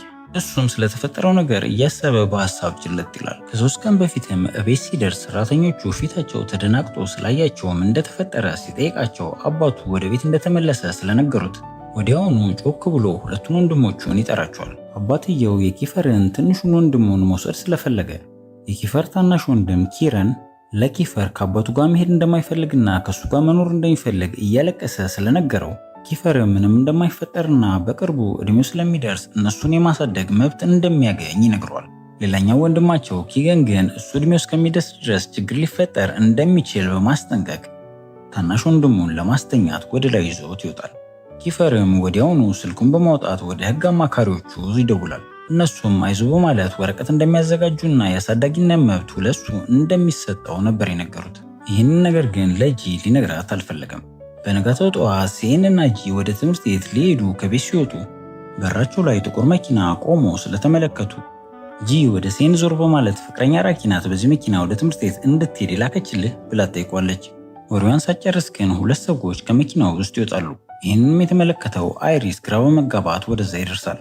ሰዎቹም ስማቸውን በመጥራት ወደ ውስጥ እንዲገቡ ያደርጓቸዋል። የጠራቸው የኪፈር አባት ነበር። እነ ጂም ወደ ውስጥ ይገባሉ። ባይፈልግም አይሪስም ፍቅረኛው ኤላ ውስጥ ስለነበረች ይገባል። በመቀጠልም ወደ አንድ ምርጥ ወደሆነ ቤት ይወስዷቸዋል። እዛም ሲደርሱ የክፍሉ ተማሪዎች በጠቅላላ እዛ ተገኝተዋል። ተለቅ ያለም ሰው ወደ እነሱ ሲመጣ ሲኤን ለጄጄ ሰውየው የኪፈር አባት እንደሆነ ይነግራታል። አባትየውም ሁሉንም ተማሪዎች እንኳን ደህና መጣችሁ ሲላቸው ግራ የተገባው አይሪስ ለምን እንደጠራቸው ይጠይቀዋል። አባትየውም እንደ ድሮ ችኩል ነህ ካለ በኋላ ምሳ ግብዣ እንደሆነ ይነግራቸዋል። በዛው ሰዓትም ዩሪና ኪፈር በሚገርም መኪና እዛ ይደርሳሉ። ኪፈርም በአባቱ ድርጊት በጣም በመናደድና ለምን እዛ እንደጠራቸው ይጠይቋል። አባትየው ግን ወደ ውስጥ ብቻ እንዲገቡ ይነግራቸዋል። በአካባቢው ላይ መሳሪያ የታጠቁ ጋርዶች ይታያሉ። ይህንንም የተመለከቱት ተማሪዎች በፍርሃት ሁሉም ወደ ውስጥ ይገባሉ። መጨረሻ ላይ የገባችው ጂ ነበረች። ኪፈርም ቀስ ብሎ ድምፅ በማሰማት ወደ አንድ ክፍል እንድትመጣ ይጠራታል። እሷም እንደተፈጠረ እንዳለ ግራ በመጋባት ጠይቋለች። እሱም የወሰዳት ዩሪና ሁለት ትንንሽ ወንድሞቹ ወዳሉበት ቦታ ነበር። እነሱም አባትየው ኪረንን ከካይፈር መንጠቅ ስለፈለገ አንድ ነገር እያሰበ እንደሆነና የሆነ ነገር ከተፈጠረ ኪረንን ይዛ ከዛ እንድትሄድ ነበር የነገሯት። እሷም እንደፈራች ስነግራቸው ኪፈር ግን እንዳትፈራና ታናሽ ወንድሙን ግን እንድትጠብቅለት አደራ ይላታል። አንዱ ወንድሙ ግን ከዚህ በፊት አባትየው አጎቷቸው እንደነበረና እነሱ ላይ ምንም እንደማይፈጠር ነገር ግን ስለ ኪፈር ግን እንደፈራ ይናገራል። በመቀጠልም ወደ ተማሪዎቹ ለመቀላቀል ዩሪና ሁለቱ ወንድሞቹ ከክፍሉ ይወጣሉ። ዩሪም ዞሮ እየተመለከታት ነው ከክፍሉ የወጣው። ኪፈርም እያቀፋት እንደናፈቀችው ይነግራታል። እሷም ከክፍሉ እንዲወጡ ወደ በሩ መሄድ ስትጀምር እጇን ያዝ አድርጎ መልሷት ከሳማ በኋላ የሆነ ነገር እንድትለው ቢጠይቃትም ስለደነገጠች ማውራት ያቅጣታል። ከጓደኞቻቸውም ጋር ከተቀላቀሉ በኋላ ሲኤን ተጨንቆ የት እንደነበረች ይጠይቃታል። ተቀምጠውም የተዘጋጀላቸውን ምግብ ከተመገቡ በኋላ አባትየው ይመጣል። አባትየውም አብሯቸው በመቀመጥ እዚህ የጠራቸው የልጁን ጓደኞች ምግብ ለመጋበዝ ብቻ እንደሆነ ይነግራቸዋል። ይህን እያወራ አይኑ ግን ያረፈው ኤላ ላይ ነበረ። እሱም ድሮ እሷ የልጁ ፍቅረኛ እንደነበረችና አሁን ግን ሲመለከት ነገሮች የተቀየሩ እንደሚመስለው ማውራት ይጀምራል። በመቀጠልም በአይኑ አንድ በአንድ ሁሉንም ተማሪዎች ሲቃኝ ከዚህ በፊት አይቶት የማያውቃትን ጂን ይመለከታታል። ስሟንም ይጠይቃታል። እሷም ትነግረዋለች። የአባቷንም ስም እንደሰማ አባቷን እንደሚያውቀውና አባቷ በጣም ሀብታም እንደሆነና ከሷም ሌላ ልጅ እንዳለው ይነግራታል። ይህንንም የሰማው ኪፈር በጣም በመናደድ ስለማያገባው ነገር እንዳያወራ ያስጠነቅቋል። አባትየውም ከሷ ጋር ብቻ እንደማያወራና እሱ እንደማያገባው ይመልስለታል።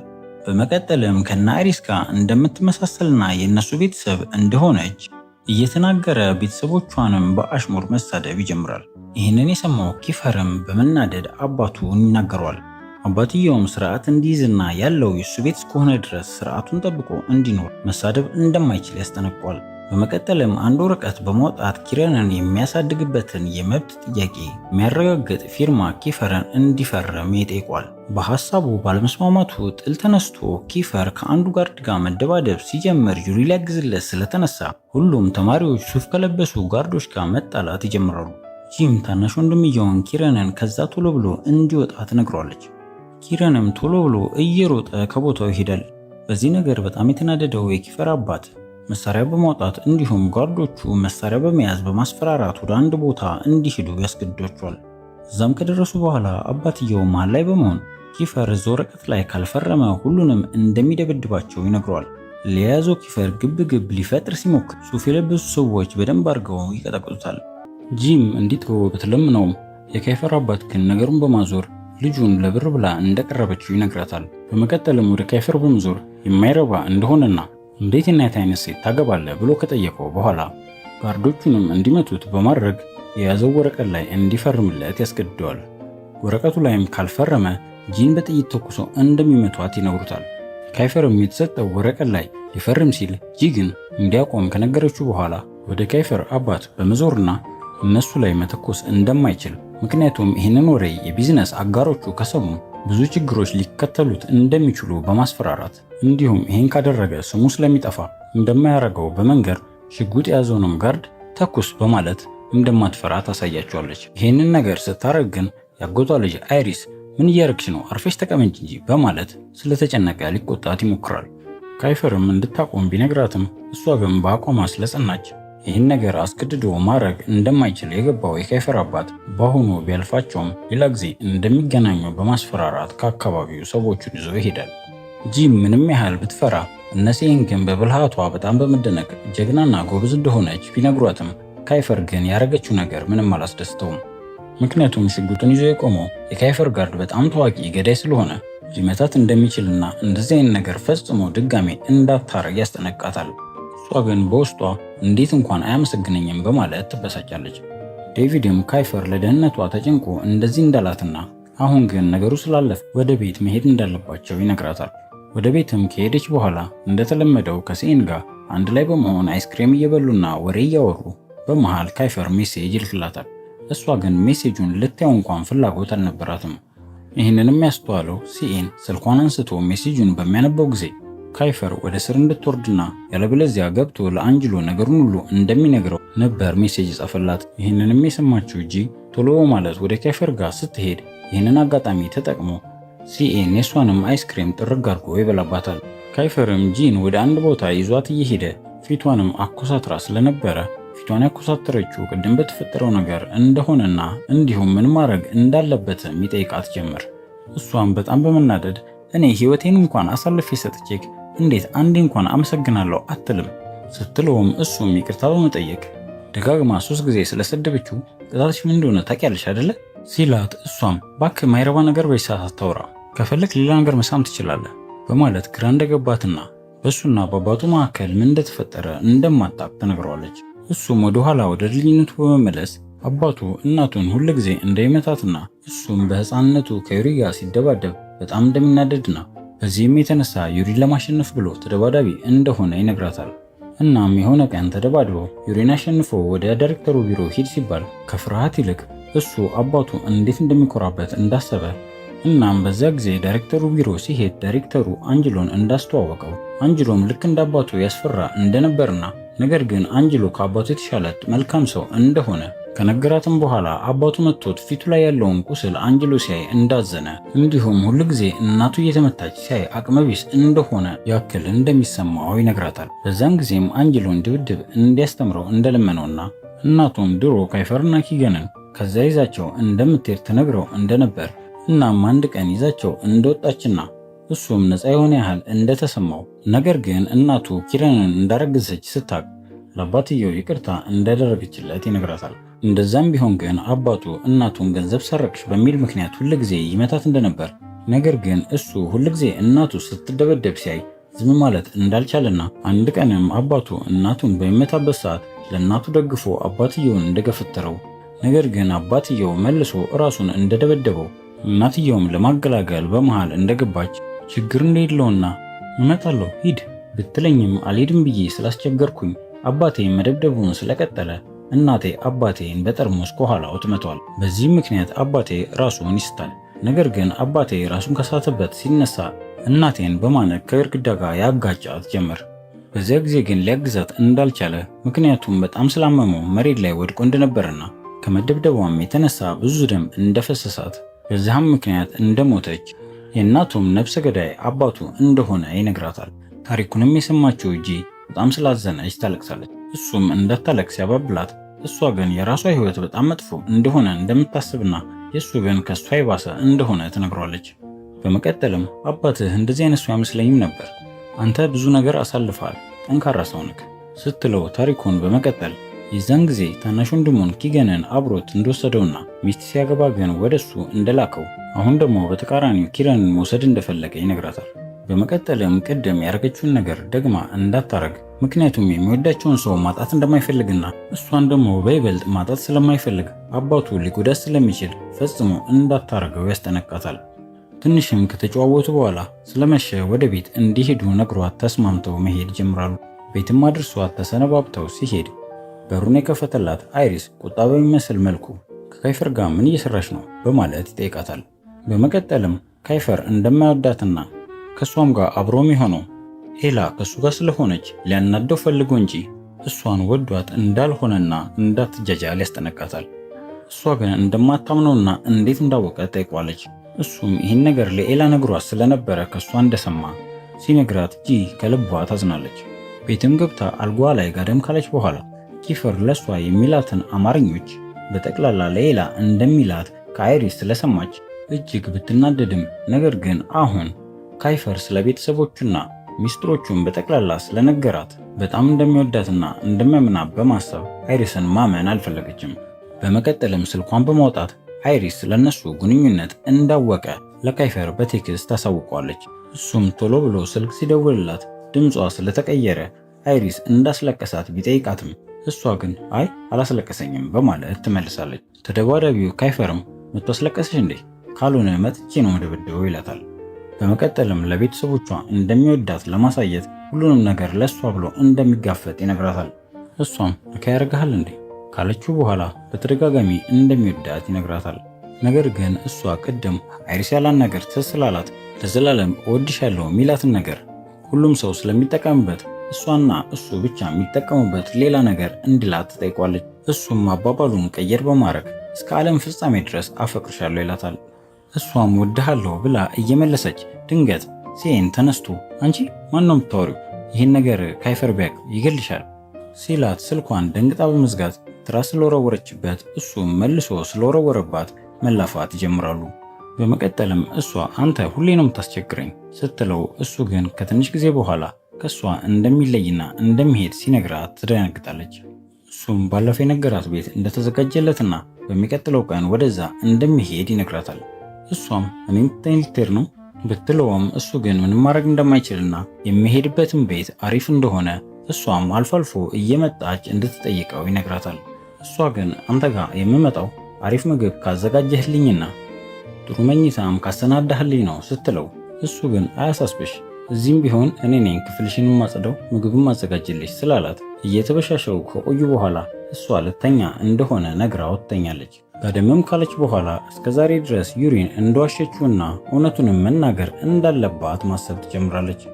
በሚቀጥለው ቀን ጠዋት ወደ ትምህርት ቤት ሊሄዱ ደረጃውን ከወረዱ በኋላ መታወቂያዋን እንደረሳች ስላስተዋለች ደጆቱ እንዲጠብቃትና እሷ መታወቂያዋን ልታመጣ ወደ ላይ ልትወጣ እንደሆነ ነግራው ወደ ኋላ ስትመለስ ድንገት አይሪስ ይጠራታል።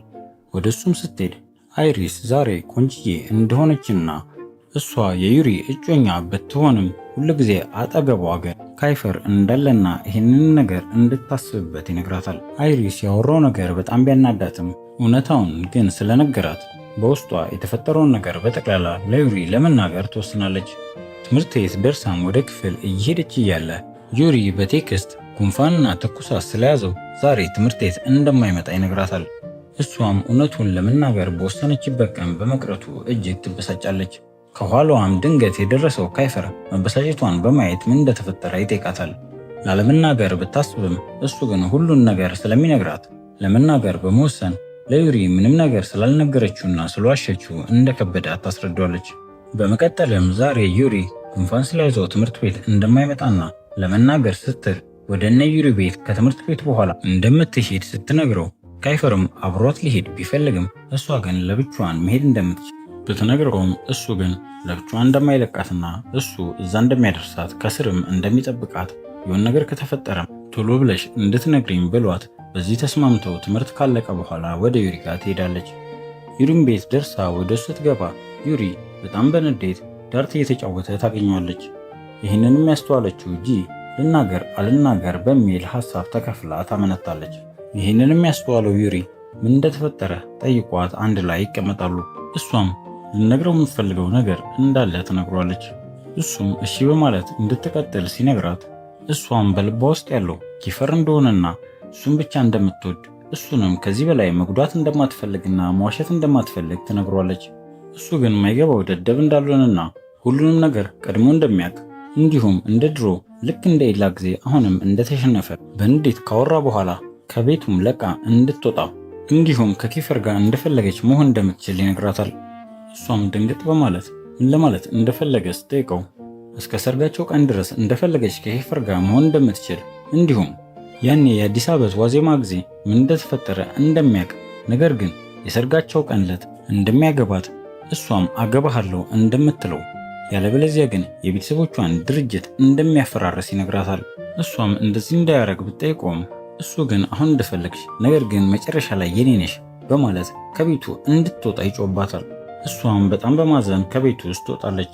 ከቤትም ከወጣች በኋላ እያለቀሰች ስለነበረ መኪናው ሲጠብቃት የነበረው ካይፈር ምን እንደተፈጠረ ይጠይቃታል። እሷም ዩሪ በጣም እንዳዘነና ነገር ግን ሰርጉን በምንም ሁኔታ እንደማይተው እንደነገራት ትነግሯለች። እሱም እንዳትጨነቅ እየነገራትና ስታለቅስ አፍንጫዋ እንደሚሰፋ እየቀለደ ያባብላታል። በመቀጠልም እስከ ሰርጉ ቀን ድረስ ብዙ ጊዜ ስላለ እሱ ራሱ ሄዶ ሊያናግረው እንደሚችል ይነግራታል። በመቀጠልም ወደ አባቷ ድርጅት እንደደወለና ስልኩንም ያነሳው ድርጅት ውስጥ የሚሰራው ተላላኪ እንደሆነ ነግሯትም ድምፅ ቅጂውን ሲያሰማት ኪፈር ሄሎ ካለው በኋላ እንደ ተላላኪ ስልኩን ያነሳው ፐርሲ እንደሆነ ያስተውላሉ። ቅጂውንም መስማት ሲቀጥሉ ካይፈር ማንነቱን ከተናገረ በኋላ ፐርሲ ካይፈር ላይ እያሾፈ ሞቷል ብለክ ነው ያሰብከው ቢለውም ካይፈር ግን የጂን አባት ማናገር እንደሚፈልግ በንዴት ስለጠየቀው ፐርሲ ግን አሁንም እንደ ድሮ ኃይለኛ ብትሆንም ከሆነ ጊዜ በኋላ ወደሱ እንደሚመጣና ጂንም እንደሚቀማው ይነግሯል። እሷም ምን ማለት ፈልጎ ነው እኔ ሁሉን ነገር ማሰብ ሰልችቶኛል በማለት ንግግራቸውን አቋርጠው ወደ ቤት ሊሸኛት መንገድ ላይ አንጅሎን ድንገት ስላዩት ቶሎ በማለት መኪና ውስጥ ይደበቃሉ። አንጅሎ ወደ ቤት እንደገባ ካዩ በኋላ ከተደበቁበት ሲወጡ ግን ድንገት አይሪስ ያያቸዋል። በዚህን ጊዜ አይሪስ በንዴት ጂን እጇን በመጎተት ወደ ቤት እንድትገባ ይነግራታል። ነገር ግን ኪፈር መልሶ ወደሱ ይጎታታል። በመቀጠልም የዓለም ፍጻሜ ድረስ እንደሚወዳት ይነግራታል። በቀጣይ ቀን ሲሄን ሊሄድ ሻንጣውን ወደ ስር እያወረደ ስለነበረ ጂ ልታግዘው ወደሱ በመምጣት አንዱን ሻንጣ አንስታ ወደ ስር ልታወርድ ስትል ሻንጣው በጣም ስለከበዳት ወደ ስር ስትወረውረው ወደ ላይ እየወጣ የነበረው አይሪስ ላይ ይወድቅበታል። እሱም መተንፈስ እስኪያቅተው ድረስ እንደመቱት እየጮኸ ሲናገር እሷም እሷ እንዳደረገችውና ይቅርታ እንደጠየቀችው እንደ ሕፃን ልጅም እንዳይጮህ ትነግሯለች። አንጅሎም ስለመጣ ከጂ ጋር በመሆን ሲሄንን ይሸኙታል። ሲመለሱም ወክ እያረጉና ፒዛ እየበሉ ማውራት ይጀምራሉ። በውስጧም የቤተሰቧን ድርጅት ለማዳን ያላት አማራጭ ዩሪን ማግባት ብቻ እንደሆነ ለመጠየቅ እያሰበች ድንገት ግን መንገድ ላይ የሆነ ጊዜ ዩሪና ካይፈር ህገወጥ መደባደቢያ ቦታ ባለቤት ነው ብለው ያሳዩትን ታይገር የሚባለውን ልጅ ያገኙታል። አንጅሎንም ስለሚያውቀው ሰላም እያላቸው አቅሻለሁ ብሎ ሲጠይቃት ዝም እንዲል በምልክት ታሳየዋለች። በመሃልም አንጅሎ እሷን የት እንደሚያውቃት ይጠይቀዋል። ታይገርም እዛ መደባደቢያ ቦታ መታ ነበር የተናገረው። ጂም በውስጧ ጉዷ እንደፈላ እያሰበች ድንገት ግን ከአንጅሎ ጋር ድሮ የተማረው ጓደኛቸው ይመጣል። አንድ ላይም ሆነው እየተሳሳቁ ወሬ እያወሩ እያለ ድንገት የአንጅሎ ስልክ ይጠራል። ስልኩንም ሲያነሳው አይሪስ ሆስፒታል እንደገባ ነበር የተናገራቸው። በቀጣይ ቀንም ትምህርት ቤት ሆና የተፈጠረውን ነገር እያሰበች ካይፈርም ምን እንደተፈጠረ ይጠይቃታል። እሷም አይሪስ የመተንፈስ ችግር አጋጥሞት ሆስፒታል እንደገባ ትነግሯለች። ከቆይታም በኋላ የኢኮኖሚክስ አስተማሪያቸው ስለገባች በመሃል ግን መውጣት የፈለገችው ጂ እጇን በማውጣት መጸዳጃ ቤት መሄድ እንደምትፈልግ ትነግራታለች። ድንገት ግን ካይፈር ከቆመችበት ጎትቶ እግሩ ላይ ያስቀምጣታል። ይህንንም ያስተዋሉት ሁሉም ተማሪዎች ይስቃሉ። አስተማሪዋም እየረበሸ እንደሆነ ስለገባት ጥያቄ ብትጠይቀውም እያንዳንዱን በስርዓት ይመልሳል። አስተማሪዋ ከወጣችን በኋላ ድንገት ካይፈር በወሬ መሃል በተማሪዎች ፊት ለሁሉም ጂን እንደሚወዳት ይናገራል። ምሳ ሰዓትም ደርሶ ምሳ ለመብላት ምሳቋን ይዛ ወደ ቴራሱ ላይ ስትወጣ 3 የክፍሏን ተማሪዎች ላይ ታገኛቸዋለች። እሷም ምሳ እየበሉ ስላልሆነ ለምን ምሳ እንደማይበሉ ትጠይቃቸዋለች። እነሱ ግን ኪፈር መረጥሽ ማለት ነው ብለው በቁጣ ይጠይቋታል። እሷም ማገባውን ሰው እናንተ ልመርጡልኝ ነው እንዴ ትላቸዋለች። እነሱ ግን ይኸው በአንቺ ምክንያት ክፍሉ ለ2 ተከፍሏል፣ ደሞ ታያለሽ አንድ ቀን ኪፈር መምረጥሽ በጣም ይቆጭሻል ይሏታል። ትምህርት ሰዓት አልቆም ወደ ቤት ከተመለሰች በኋላ ልጆቹ ለምን ኪፈርን እንደመረጠችና እንደተናደዱ የተናገሯትን ነገር እያሰበች አንጅሎ ይደርሳል።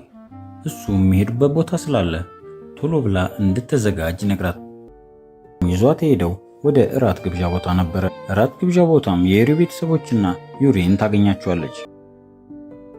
እነሱን ስታይ ላፊ ብደነግጥም ግን ትቀመጣለች። እነሱም አንድ ላይ ሆነው እያወሩ የነበሩት ስለ ሰርጉ ነበረ። ሰርጉም ከ1 ዓመት በኋላ እንዲሆን እንደተወሰነ፣ ነገር ግን በአባትየው ጥያቄ መሰረት በሷ ይልደቀን እንዲሁ ነበር የተስማሙት። እሷም በውስጧ ይልደቀን ምን ማለት ነው? ትንሽ ወራት እኮ ነው የቀሩት ትላለች። በዚህም ነገር ፊቷ ላይ ሐዘኗ ይታያል። ዩሪ ግን ይህን ነገር ተሰምቶት ደህና እንደሆነች ደጋግሞ ይጠይቃታል። ዩሪ ወደ ደጅ እንዲወጡ ጥያቄ ያቀርብላታል። ደጅም ከወጡ በኋላ በጣም በመናደድ ዩሪ ምን ነክቶ ነው? እኔ እኮ ያንተ ፍቅር አይገባኝም ትሏለች። እሱ ግን ለጊዜው ኪፈርን ብትመርጭም በመጨረሻ የኔ ነሽ በማለት ትቷት እዛው ይገባል። እዛውም በቆመችበት ትንሽ ከቆየች በኋላ አንዲትን ልጅ ትመለከታታለች። ልጅቷን ከዚህ በፊት የአንድ ሰው ስልክ ፕሮፋይል ሆና አይታት ነበር። ነገር ግን ጂ ልጅቷን የምታስበው የኪፈር ወንድም ኪገን ፍቅረኛ እንደሆነች ነበር። ልጅቷም ወደ እሷ ቀረብ ካለች በኋላ ጂ ነሽ በማለት ጠይቃታለች። እሷም አዎ ማለት ትመልሳለች። ጂ ምን ነው ችግር አለ ስትል ወሬዋን ሳትጨርስ ኪገን አጠገባቸው ይደርሳል። ኪገን የፍቅረኛውን ልደት ሊያከብር እዚህ እንደተገኘና ኪፈርም አብሮት እንደመጣ እዚህም ሲመጡ የዩሪን ቤተሰብ ስላገኟቸው አብረው አንድ ጠረጴዛ ላይ እንዲቀመጡ እንደጋበዟቸውም ጭምር ይነግራታል። ይህን የሰማችው ጂ ክቡ ማለት ወደ ውስጥ ትገባለች። ነገር ግን ወደ ውስጥ ገባ ኪፈርን ያየችው ከሴት ከሆኑ ነው። በውስጧም ደግሞ ከዚህ ጋር መቼ ነው ግንኙነት የጀመረው ትላለች።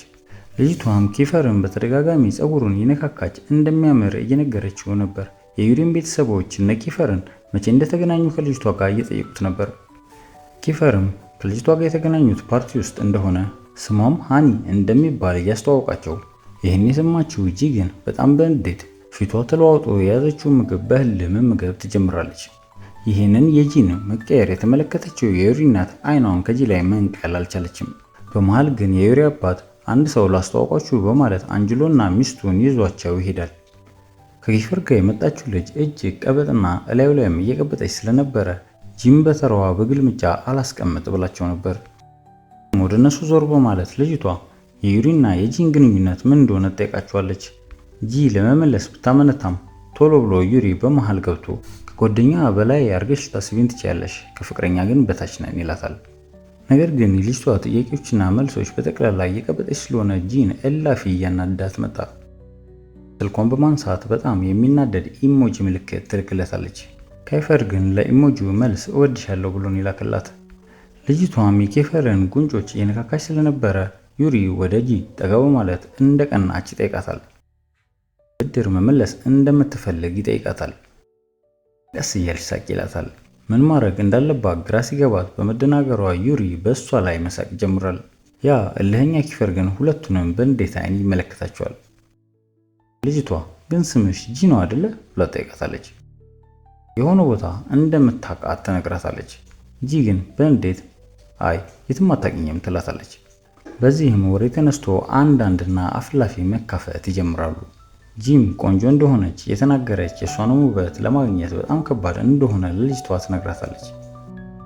ጭቅጭቃቸውን ማቋረጥ ስላልቻሉ የኪፈር ወንድም ኪገን ጭቅጭቃቸውን እንዲያቆሙና ቀናቸውን እንዲያበላሹባቸው ይነግራቸዋል። ነገር ግን ይሁሉ ስትሰደብ ኪፈር ልጅቷ ምንም ሳይላት ዝም ብሎ በመመልከቱ በጣም ጂ አናዷታል። ከቆይታም በኋላ ልጅቷ ኪፈርን ወደ ሽንት ቤት ትወስደኛለህ ብትለውም ጂ ግን በጣም በንዴት ከተነሳ መልሶ እንዳይቀመጥ እንደምትገለው በመናገር ትከለክላለች። ጂ ልጅቷን ተከትላ ወደ መጸዳጃ ቤት ታመራለች። መጸዳጃ ቤትም ድጋሜ ከተገናኙ በኋላ ፓርቱ ጭቅጭቃቸውን ይቀጥላሉ። የጂ ንዴት አናቷ ላይ ስለወጣ ልጅቷን በቦክስ አፍንጫዋን ትላታለች። ልጅቷን ምቱ በጣም ስላመማት ውኡቷን ታቀልጠዋለች። ከመጸዳጃ ቤት ስትመለስ ኪፈርን መንገድ ላይ ታገኘዋለች። እሱም እንደቀናች ሲነግራት እሷ ግን እንዳልቀናች ትነግሯለች። እሱንም መሳደብ ስትጀምር ከዚህ በፊት እንደነገራት ስትሰደበው ቅጣት እንዳለ ስለነገራት ቅጣትሽ ምን እንደሆነ ታውቂያለሽ አይደል ሲላት እሷ ግን ልትስመኝ ሲያምር ይቀራል ትሏለች። ትታው ወደ ውስጥ ትገባለች። በሚቀጥለው ቀን ትምህርት ቤት ክላስ ውስጥ ቁጭ ብላ ተማሪዎች የሚከፍሉት የመዋጮው ገንዘብ ስለነበረ የሁሉንም ሮይ እየሰበሰበ ጂጋ ሲደርስ ኪፈር እንደከፈለ ይነግራታል። እሷም በእንዴት ወደ ኪፈር ሄዳ ምን አግብቶ ነው የኔን ገንዘብ የምትከፍልልኝ ትሏለች። እሱ ግን ከዚህ በፊት ብዙ ከፍዬልሻለሁ ዛሬ ምን አዲስ ነገር መጣ ይላታል። ቀጥሎም ትላንትና ስልክ ስደውልሽ ለምንድን ነው ያነሳሽው? የሁሉ መቅናት እኮ አያስፈልግሽም፣ ሁልጊዜ እኔ አንቺ ነኝ አላልኩሽም ሲላት እሷ ተናዳ መሳደብ ስለጀመረች እሱም ቅጣቷን ሊቀጣት ወደ እሷ ሲጠጋ ተማሪዎቹ መቁጠር ይጀምራሉ። ጠጋ ብሎም ሳታስመው ስለሳማት ግማሹ ተማሪ በጣም ሲናደድ፣ ግማሹ ተማሪ ደግሞ ይደሰታል። በዛ ሰዓት ክፍል የደረሰው ዩሪ ነበር። ክፍልም ከደረሰ በኋላ ሲቀመጥ ግማሾቹ ተማሪዎች በሐዘን ይመለከቱት ጀመር። ጂ ወደ ቢሮ ስለተጠራች ትታቸው ትሄዳለች። ከድሮ ከተማረችበት ትምህርት ቤት ሪፖርት ካርዷ እንደመጣና የመጣው ካርድ ላይ ግን ስላልተፈረመ መፈረም እንዳለባትና ትምህርት ቤት ሲደወልላት ብዙ ስለማያነሱ ራሷ ሄዳ የድሮ ትምህርት ቤቷ ማስፈረም ነበር እንዳለባት የተነገራት። ክፍል ውስጥ ትታቸው የሄደችው የክፍል ጓደኞቿ ግን ግማሾቹ ለኪፈር በመደገፍና ግማሾቹ ለዩሪ በመደገፍ ክፍሉን በጥል ድብልቅልቅ አድርገውታል። ይህንም ያዩት ኪፈርና ዩሪ መሃል በመግባት ለማገላገል ይሞክራሉ። በመሃል ግን ጂ ይዛ ትደርሳለች። ካስቆመቻቸው በኋላ ለምን እንደሚደበደቡ ትጠይቃቸዋለች። ነገር ግን ክፍል ውስጥ ያሉ ሁሉም ተማሪዎች ማንም ሊነግራት ፈቃደኛ አልነበረም። ነገር ግን ከቆይታ በኋላ ዩሪ የሚደግፍና ኪፈር የሚደግፍ እንዳለ በዚህም እንደተደባደቡ ስትሰማ በዚህም ግራ በመጋባት ውስጥ ሆና ቦርሳዋን በምትከፍትበት ጊዜ ያገኘችው ቸኮሌት ነበረ። ቸኮሌቱንም ስታይ አክስቷ በእጇ ይዛ ስለነበረ አክስቷ ቦርሳ ውስጥ እንደከተተችላት ታውቃለች። ቸኮሌቱን ለሁሉም ካሳየች በኋላ ለዚያን ነገር ከሁሉም የበለጠ የሚጓጓው ሲኤን ስለነበረ ድብድቡ በምን እንደተነሳ በስርዓቱ ከነገራት እንደምትሰጠው ትነግሯለች። አላስችላለው ሲኤን እውነቱን ይነግራታል። የተደባደቡት በሷ ምክንያት እንደሆነ ከነገራት በኋላ ግን ቸኮሌቱን ለእያንዳንዱ ልጅ ልትሰጥል ማንም ሊቀበላት ፈቃደኛ አልነበረም። ከቆይታም በኋላ አስተማሪያቸው ወደ ክላስ ገብቶ ፈተና ስለነበረ ፈተናውን ያድላቸዋል። ነገር ግን ሰዓት አልቆ ፈተናውን ሲቀበላቸው ጂ በስርዓት አልጨረሰችም ነበር። ከተቀበላትም በኋላ የድሮ ትምህርት ቤቷ ሄዳ እንድታስፈርም ነግሯት ይሄዳል። በቀጣይ ቀን ትምህርት ቤት ሁሉም ወደ ጉዞ እንዲሄዱ ስለተነገራቸው ሁሉም ሴክሽኖች አንድ ላይ በመሆን ወደ ጉዞ ይሄዳሉ። ቀድመው የደረሱት ሴክሽኖች ነበሩ። በቦታው ላይ ፍሬሃ ሳታስበው ታኮ ጫማ አርጋ በመምጣቷ መራመድ ራሱ ከብዷታል። ይህንን ያዩት እነ ጄጄና እነ ሲኤን ፍሬያ ላይ ያሾፉባታል። በመሃልም መምህራቸው መጥቶ ሁሉም የራሳቸውን ድንኳን እንዲጥሉ ትዕዛዝ ያስተላልፍላቸዋል። ድንኳናቸውንም እየጣሉ የቀሩት ደግሞ እሳትም እየያዙ ነበር። ጂና ኪፈርም ቆመው ሲያወሩ ቦታው ጫካ ስለሆነ እባብ ካለ በጣም እንደምትፈራ እየተናገረች ነበረ። ድንኳኗንም እንዴት መጣል እንዳለባት ስላላወቀች ይህን ያስተዋለው ኪፈር ሊረዳት ወደ እሷ ይመጣል። እሷም ጠዋት ላይ ወደ ድሮ ትምህርት ቤቷ መሄድ እንዳለባትና ማስፈረም ያለባት ወረቀት እንዳለ ትነግሯለች። ይህንንም የሰማው ሲኤን አብሯት እንደሚሄድ ይነግራታል። ኪፈርም ግን አብሬሽ ይሄዳለው ይላታል። ከኋላቸው ወሬውን የሰማው ዩሪን በመምጣት እሱም አብሯት መሄድ እንደሚፈልግ ይነግራታል። እሷም ከነሱ ጋር መጨቃጨቅ በማለት በእሽታ ተስማማለች። ነገር ግን ጠዋት ላይ ቀስ ብላ ሳያዩት ቀድማቸው ተነስታ ወደ ድሮ ትምህርት ቤቷ ትሄዳለች። ትምህርት ቤትም እንደደረሰች ጥበቃውን ታገኘዋለች። ድሮ አስቸጋሪ ተማሪ ስለነበረች ያውቃታል። ስላገኛትም ደስ ብሎታል።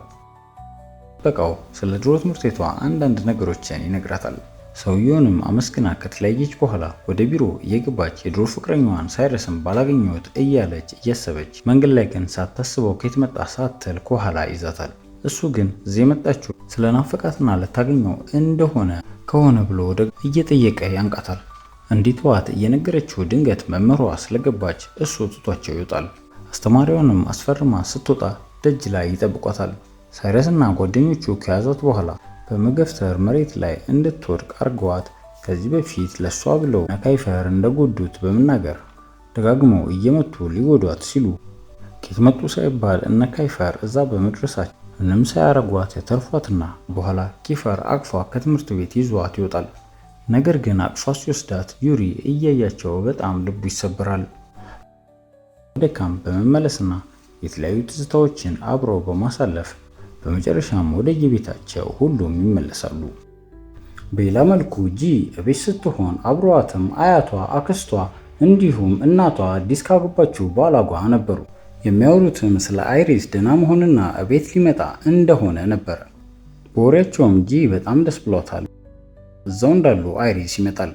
እናትየው ልጄ ብላ ብጠራውም እሱ ግን የልጅነት ህይወቱን ያበላሸችው እሷን ብሎ ስለሚያስብ እናቴ ብሎ አይጠራትም። ባይሆን ያሳደገችውን አክስቱን ጂናን እናቴ ብሎ ይጠራ ነበረ። እናትየውም በንዴት አሁን እናት ብላ አጠራኝም? እናት ማን እንደሆነ የምትመርጠው አንተ ነህ? እሺ እሷ ስላሳደገችክ ነው።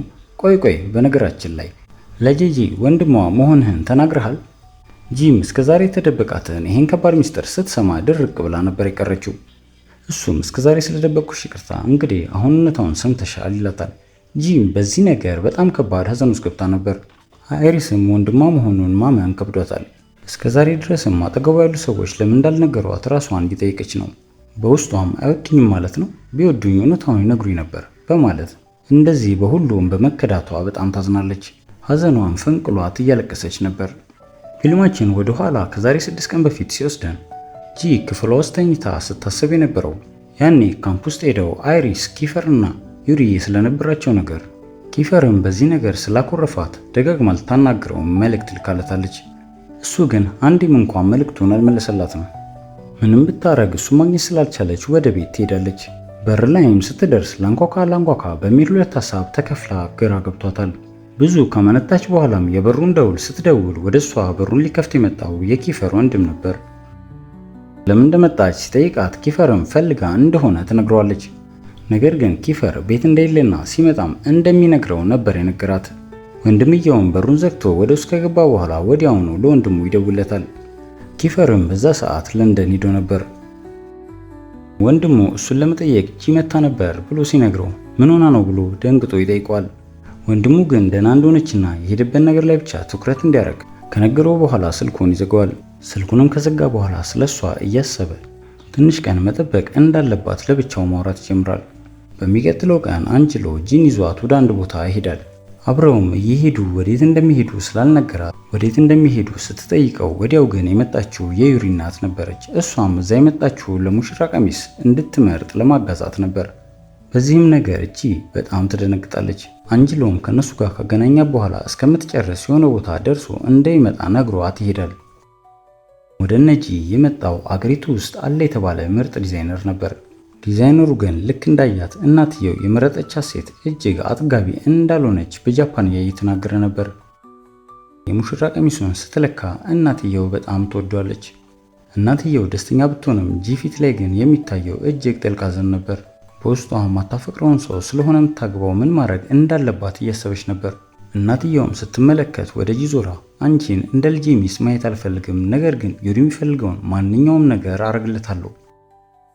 እኔ የዩሪን አባት ሳገባው የዩሪ ቤተሰቦች በጭራሽ አልተቀበሉኝም ነበር። እነሱ እንዲወደኝ እነሱ የሚወዱትን ነገር ማድረግ ጀመርኩ። ምንም ብጥር ግን አልተሳካልኝም ነበር። ነገር ግን ድንገት ዩሪን አረገዝኩ። ሁሉም እንደ ቤተሰብ ነበር የተቀበሉኝ። እሱም በተረገዘ ጊዜ ቤተሰቡ ከባድ የገንዘብ ችግር ውስጥ ገብቶ ነበር። ነገር ግን ዩሪ ጥሩ እድልን ይዞ መጣላቸው። ሲወለድም ዩሪ ሳቂታ፣ ደስተኛና በጣም ጎበዝ የሆነ ልጅ ነበር። ትምህርቱንም እጅግ ይወዳል። በዛም እኔ በጣም ደስተኛ ነበርኩኝ። ካደገ ከትንሽ ጊዜ በኋላ ግን ኤላን ወደ ቤት ይዟት መጣ። ኤላን ወዲያው እንዳየኋት ቤተሰቦቹ ምንም እንደማይቀበሏት እርግጠኛ ነበርኩ። ስለዚህ ቀጥታ ሄድኩት ኪፈር ጋር ነበር። ኪፈርንም አጥብቄ ኤላን ከዩሪ እንዲያርቅ ለመንኩት። ያ ነገር ግን በጣም ስህተት ነበረ። ከዛ በኋላ ግን እንደዛ መወደውን ልጄን ነበር ያጣሁት። ፀጉሩንም ቀለም ተቀባ። እየጠጣም እየሰከረ መምጣት ጀመረ። ያጠፋሁት እጅግ በጣም ከባድ ጥፋት ነበረ። ከተወሰነ ጊዜ በኋላ ግን እንደዛ የናፈኩትን ልጄን መልሼ ያገኘሁት። ያም የሆነው ደግሞ በአንቺ ምክንያት ነው። ልጄ አጥብቆ በጣም ይወድሻል። እባክሽ ልጄን ድጋሚ ማጣት አልፈልግም። ያኔ የሰራሁትንም ጥፋት ድጋሚ ማጥፋት አልፈልግም። እባክሽ ልጄን እንደሱ ደጅልኝ በማለት እያለቀሰች አዋራቻት። ጂም ይሄን ነገር ከሰማች በኋላ ከማቀፍ ውጪ ምንም አይነት አማራጭ አልነበራትም። ነገር ግን ለራሷ በውስጧ ዩሪን ፈጽሞ ልትወደው እንደማትችልና ሌላ የምታፈቅረው ሰው በውስጧ እንዳለ እየተናገረች ነበር። የዛን ቀን ማታ ኪፈር ከሄደበት ተመልሶ ነበር። እንደደረሰም የደወለው ለጂ ነበር። ነገር ግን ጂ ስልክ አታነሳም። ከሙሽራ ቀሚስ ልኬት በኋላ ቀጥታ ወደ ቤት ነበር ሄደችው። በቤትም ስገባ ሁሉንም ሰላም ካለች በኋላ አያቷን በመምጣቷ ደስ ይላታል። ከአያቷ አጠገብ እናቷ ግን ስለነበረች ውስጧ ደስተኛ አልነበረም። እናትየውም ቶሎ ብላ ቆማ ለመታቀፍ ተዘጋጅታለች። ጂ ግን ፈጽሞ ልታቅፋት አልፈለገችም። አያቷና አክስቷ ግን እንድታቅፋት እየነገሯት ነበር። ነገር ግን ወዲያው እናትየው እንደ አዲስ ልታገባው ያሰበችው ወንድ ይመጣል። እሱንም ከጂ ጋር እንዲተዋወቅ ነበር የነገረቻት። ሰውየው ስጦታ በመስጠት ራሱን ካስተዋወቃት በኋላ እጁን ቢዘረጋም እጁን መጨበጥ አልፈለገችም። ወዲያውንም ያሰበችው ድሮ እናትሽ ባል ነኝ ብሎ የተዋወቃት ሰው እንዳሰቃያት ስለሆነ ሰውየውን በጣም ትፈራው ጀመረ። ሁሉም ግን ነገሩን ችላ ለማስባል ወደ እራት እንሂድ ይላሉ። ሁሉም ወደ እራት ቦታው ሲሄዱ ወደ ኋላ የቀሩት ጂና እናቷ ነበሩ። እናትየውም አሁን ልታገባ ያሰበችውን ባል ልክ እንደ አባቷ መቀበል እንዳለባት ትነግራታለች። ከትንሽ ቆይታ በኋላ ግን በሩን ኳኳና ጂን የሚፈልጋት እንግዳ እንዳለ ይነገራታል። በሩን ተከፍቶ ወደ ውስጥ ሲገባ ዩሪ አበባ ይዞ ነበር የመጣው። እናትየውም ቆይ ይሄ ቆንጆ ልጅ ማን ነው? እሱም ራሱን ሲያስተዋወቅ አሃ ልጅ የምታገባት አንተ ነህ ትለዋለች እናትየው። በጣም ቆንጆ ነህ ስትለው አበባውን ያበረክትላታል። እሷም የጂጂነት ብለህ ሳይሆን ካሁን በኋላ ምትጠራኝ እማዬ ማለት ትችላለህ ትለዋለች። ጂ ግን ዩሪ ወደዛ በመምጣቱ ፍጹም ደስተኛ አልነበረችም። እናትየውና ዩሪ ወደ ራት ከሄዱ በኋላ ግን ትንሽ ቆይቶ በሩ ይንኳኳል። ድጋሜ ሊያት የሚፈልግ ሰው እንደመጣ ነበር የተነገራት። ወደ ደጅም ስትወጣ የመጣው ኪፈር ነበረ። እሷም የት ነበርክ? ስላንተ እኮ እጅግ ተጨንቄ ነበር። እሱም ለንደን እንደነበረ ይነግራታል። እሷም ለምን እንደሄደ ስትጠይቀው እሱም እዛ ሄደው ዘመዶቹን ለማየትና ከአባቱ ጋር ያለውን ነገር ለመወያየት እንደሆነ፣ ነገር ግን እነሱ እሱ ባመጣው ሐሳብ እንዳልተስማሙና እንዳልተቀበሉት ይነግራታል። እሷ ግን በተደጋጋሚ ስልክ ብትደውልም ለምን እንዳላነሳ ጠይቋለች። እሱም በጣም ስለናፈቅሽኝ ገና እግሬ አውሮፕላን ማረፊያ እንደወረደ ነው ወደዚህ የመጣሁት ይላታል። እሷም በጣም ናፍቀኸኛል እኔም ስትለው እሱ ግን ድንገት ጆሮ ላይ የዩሪን ድምፅ ይሰማል። በመቀጠልም ወደ ውስጥ መግባት እንደሚፈልግ ነግሯት ተያይዘው ይገባሉ። እናትየውም ወዲያውኑ እንዴ ይሄኛው ደግሞ ማን ነው? ብዙ ቆንጆ ወንድ እያየው ነው ትላለች። እሱም ኪፈር እንደሆነ ራሱን ያስተዋውቃል።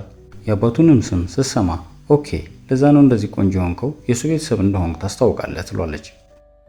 ራት እንዲበላና ቁጭ እንዲል ተነግረዋለች። ወደ ዩሪም ዞራ ችግር እንደሌለው ትጠይቋለች። እሱም ችግር እንደሌለው ከነገራት በኋላ ካይፈር ይቀመጣል። አቀማመጣቸውም ጂን መሀል ላይ አድርጓት ነበር። ቤተሰቡም ያላቸውን ግንኙነት ይጠይቃል። ዩሪም እንደሚያገባት እየተናገረ እያለ ካይፈር ግን በሀሳቡ አልተስማማም። እሱም እንደሚያገባት ይናገራል። ዩሪ ግን ቶሎ በማለት ሚዜ ነው የሚሆነው ይላል። ካይፈር ግን እሱ ሳይሆን ዩሪ ራሱ ሚዜው እንደሚሆን ይናገራል። ቤተሰቡ የሁለቱን ጭቅጭቅ መስማት ስላልተፈለገ ጂን ስለ ነገሩ እንድታብራራ ያደርጓታል። ነገር ግን ጂ ወሬ ማውራት ሳትጀምር ስልክ ለአንጅሎ ተደውሎ አይሪስ ሆስፒታል እንደገባ ይነገረዋል። በዚህ ጊዜ ወሬያቸውን አቋርጠው ሁሉም ተደናግጠው ይሄዳሉ። ጂ ግን ከሁሉም በላይ እናቷ ለምን እንደደነገጠች ግራ ገብቷታል። ሁሉም ከሄዱ በኋላ አያትየው ብቻ ስለቀረች ግንኙነታቸው ምን እንደሆነ ትጠይቃታለች። እሷ ግን መልስ መስጠት ሳትጀምር ዩሪ ቶሎ ብሎ ያው በድብቅ ከእሷ ጋር ግንኙነት ጀምሯል። ይህንንም ከሰማች በኋላ አያትየው ማንን መምረጥ እንዳለባት ውሳኔ መወሰን እንዳለባት ካሁን በኋላ ልጅም እንዳልሆነች በመንገር ታስጠነቅቃታለች። ካይፈር ግን የእሷ ጥፋት እንዳልሆነ ሲናገር አያትየውም በጣም በመናደድ ካጠገቧ እንዲነሱና ደም ግፊቷም እየጨመረ እንደሆነ ትነግራቸዋለች። ፊልማችን ወደ ኋላ ተመልሶ እሷ አይሪስ ወንድሟ መሆኑን ከማወቋ ከ2 ቀን በፊት ሲወስደን ወደ ክፍል ስትገባ ጂ ክፍላቸውን እንደ ቀድሞ ጫጫታ ሳይሆን በዝምታ ነበር ያገኘችው። ክፍላቸው ለዩሪና ለካይፈር ተብሎ ለሁለት እንደተከፈለ ከገባት በኋላ ሴንን ምን እንደተፈጠረ ትጠይቋለች። በመሃል ግን ዴቪድ ወደ እነሱ ይሄዳል። ዴቪድም አስቸኳይ ነገር እንዳለ ነግሯት ይዟት ይሄዳል። እሱም ስልክ አውጥቶ ሲሰጣት ደዋዩ ፐርሲ መሆኑን ታውቃለች። ፐርሲም እሷን ለማግኘት ከ3 ቀን በኋላ እንደሚመጣ ሲነግራት እሷ ግን ለምን ትደውልኛለህ? አትደውልኝ አላልኩም? ማናገር እንደማትፈልግ ከነገረችው በኋላ ነገር ግን ከአባቷ ጋር ምን አይነት ግንኙነት እንዳለው ትጠይቋለች። እሱንም ካልነገራት በጭራሽ ልታወራው እንደማትፈልግ ትነግሯለች። እሱ ግን ሲመጣ ሁሉን ነገር እንደሚነግራት ሲነግራት እሷ ካሁን በኋላ ግራ መጋባት ስላልፈለገች ስልኩን ጆሮ ላይ ትዘጋበታለች። ስልኩንም ከዘጋች በኋላ ዴቪድን የእሱና የፐርሲ ግንኙነት ምን እንደሆነ ጠይቋለች። ዴቪድም የሱ ፍቅረኛ እንደታመመችና ለማሳከም ፐርሲ ወደ ውጭ ሀገር ይዟት እንደሄደ በዚህም የፍቅረኛውን የሆስፒታል ገንዘብ እንደሚሸፍንለት በምላሹም ዴቪድ ጂን እንዲንከባከባት ነበር የተስማሙት ብሎ ይነግራታል። እሷም ነገሩ ሁሉ ግራ ገብቷት ደንግጣ ባለችበት ሰዓት ዴቪድ እያባበላት ሳታስበው ይስማታል። ባረገውም ነገር እጅግ በጣም ትደነግጣለች። ወዲያው ግን የሰማችው የኪፈርን ጩኸት ነበር። እየሮጠ መጥቶ ዴቪድን በቦክስ ይጀልጧል። እሷም እንዲረጋጋ ብትነግረውም እሱ ግን እንዳትቀርበው ከቀረባት ግን እንደሚጎዳት ያስጠነቅቃታል። የዛ ቀን እጅግ ግራ ገብቷታል። በዛ ላይ ዛሬ አይሪስ ከሆስፒታል የሚወጣበትና ወንድሟ እንደሆነ የምታውቅበት ቀን ነበረ። ወደ ታችም ስትወርድ እናትየው ሁሉንም እውነታ ተዘረግፏለች። አይሪስም ወደ እሷ እያያት ምንም እንኳን እህቱ ብትሆን በመካከላቸው ያለው ግንኙነት ምንም እንደማይቀየር ነበር የነገራት። እሷም አዎ ካንተ ባህሪ ምንም አይነት ነገር እንደማይለወጥ አልጠራጠረም ትላለች ለራሷ። ይህን ሁሉ እያሰበች በቀጣይ ቀን ትምህርት ቤት እየሄደች መንገድ ላይ እያለቀሰች ቢሆንም እንደምንም ብላ ራሷን እንዳረጋጋች ሁለት ሞተረኞች ወደ እሷ ይመጣሉ። እነሱም ወደ እሷ ሊቀርቧት ሲሉ እሷም እየሮጠች እያለ ድንገት አደናቅፏት ትወድቃለች። ነገር ግን ሞተረኞቹ ምንም ሳያደርጓት ትተዋት ነበር የሄዱት። ሰዎችም መጥተው ያረጋጓታል። እሷም በጣም አሟትና ደክሟት ወደ ትምህርት ቤት እያነከሰች ትደርሳለች። ወደ ውስጥም ስትገባ አንዱን ተማሪ ኪፈር እየደበደበው ነበር ያገኘችው። እሷም መሀል ከገባችና ካገላገለች በኋላ እሱ ግን ትዝ ያለው የትላንትናው ስለሆነ ግን ስሞሻል ዴቪድ ይላታል። የሚባለውን ልጅ ከጠራው በኋላ የሚያውቀውን ነገር እንዲነግረው ሲያደርገው ማዮም ከዚህ በፊት እንደሚወዳት እንደነገረውና ከዚህ በፊትም ሊስማት እንደሞከረ ነበር የተናገረው። ኪፈር ቆይ እዚህ ክፍል የገባሽው ወንዶችን በጠቅላላ ለማማለል ነው? ታዲያ ማን ቀረ? በማለት እየተሽከረከረ ሁሉንም አንተስ ስማታል እያለ ይጠይቃቸው ጀመር። እሷም በጣም በንዴት እንደዚህ ልንቀኝ አትችልም ትሏለች። እሱም በጣም በንዴት ሌሎች ወንዶች ጋር አብራም ሆነና ሌሎች ወንዶች ሲስሟት ማየት ራሱ ለሱ ንቀት እንደሆነ ይነግራታል። ዩሪም ለማረጋጋት በመሃላቸው ሲገባ ሌላ ጂን የሚወዳት ወንድ ስለሆነ ኪፈር እጅግ ይናደል። ኪፈር እየጎተተ ወደ ሴክሽን ይዟት ሄዳል። እዛም ከደረሰ በኋላ አይሪስን አግኝቶት እሷ ካሁን በኋላ ሴክሽን ውስጥ እንደማትገባ እና ለእሷ የሚጨነቅ ከሆነ ካሁን በኋላ ሴክሽን ኤ እንዲያስገባት ይነግረዋል። አይሪስም እሷን እንደማይፈልጋትና እዚህ ሁሉ ጥንቅጥ ውስጥ ያስገባት ኪፈር እንደሆነ ራሱ ካስገባቱን ጥንቅጥ ውስጥ እንዲያወጣት ይነግረዋል። ጂም የሁለቱንም ንግግር ስትሰማ እጅግ ልቧ ይሰበራል። ማንም ሰው እሷን እንደማይፈልጋት ነበር ያሰበችው። እየከፋት ወደ ቤቷ ትሄዳለች። በሚቀጥለው ቀንም ወደ ትምህርት ቤት ሊሂድ አልሂድ ግራ ገብቷታል። ስታገላግልም ሰውነቷ ላይ የተቧጨረችውን ቁስሏን በበረዶ ለማቀዝቀዝ እየሞከረች ነበረ። ሁሉም ጓደኞቿ ትምህርት ቤት ስለቀረች ብዙ መልእክት ልከውላታል። እሷ መልእክት ልካለት ያልመለሰው ግን ኪፈር ብቻ ነበረ። ዩሪም በጣም ስለተጨነቀ እንድትደውልላት ቴክስት ያደርግላታል። ሴይንም እያወራ ስለነበረ ለሱ ዛሬ ትምህርት ቤት እንደማትመጣ ቴክስት አድርግለታለች። ከትንሽ ቆይታ በኋላ ግን ወደ ክፍሏ የመጣችው እናቷ ነበረች። ጂም ክፍሏ ዝብርቅ እንዳለና በሚቀጥለው እንደምታጸዳው ትነግራታለች። ነገር ግን ከእናቷ ጋር ምንም መቆየት ስላልፈለገች ወደ ትምህርት ቤት ለመሄድ ትወስናለች። ትምህርት ቤትም ስትደርስ ተማሪዎቹ እርስ በራስ እያወሩ ነበር። ቆም ብላ ስትሰማቸውም ስለ አንድ እቅድ እያወሩ ነበረ። እሷም የምን እቅድ ብላ ስትገባ ወደ ኪፈር ያመለክታሉ። እሷም እንዲነግራት እስካሁን ድረስ ካንቋሸሻትና ከሰደባት ነገር እንደማይብስ ስትነግረው እሱም ከሱ አፍ የሚወጣውን እውነት መስማት እንደምፈልግ ድጋሚ ይጠይቃታል። እሷም አዎ እውነቱን መስማት ፈልጋለሁ ንገረኝ ትሏለች። እኛ ሲዘን ነው የሲያዝነውም አይሪስን ለመበቀልና አንቺን ፍቅር ውስጥ ለመክተት ነበር። እስካሁን አብሬሽ የሆንኩት እሱን ለማናደድና ለመበቀል ብቻ ነበር። ይህንን እቅድ ደግሞ ሁሉም ሴክሽን ውስጥ ያሉ ተማሪዎች በጠቅላላ ያውቁታል ይላታል። ይህንም ስትሰማ በጣም ደንግጣ እያለቀሰች ሁሉንም አንድ በአንድ ትመለከታቸዋለች። ነገር ግን ከሁሉም በላይ ሲሄን አዝኖ እንባ እየፈሰሰው ነበር። በሌላ በልኩ ዩሪም እጅግ በጣም አዝኖ ነበር። እሷም ወደኸኛል ብዬ አስቤ ነበረ፣ ሁሉ ነገር ውሸት ነው ማለት ነው እያለች ያሳለፉትን ነገር በህሊናዋ እያስታወሰች ከዚህ በላይ እነሱ ጋር መቆም ስለማትፈልግ ትታቸው ወጥታ ትሄዳለች። ምዕራፍ 2ም ይህንን አሳይቶን ነበር ያበቃው። በምዕራፍ 3 በአሪፍ ሁኔታ እስከምንገናኝ ድረስ እናንተም ቻናሌን ላይክ እንዲሁም እኔን ለመደገፍ ሰብስክራይብ ማድረጋችሁን አትርሱ በማለት ለዛሬ የነበረኝን ቆይታ በዚሁ አበቃው። መልካም ሳምንት፣ ቸር ቆዩልኝ።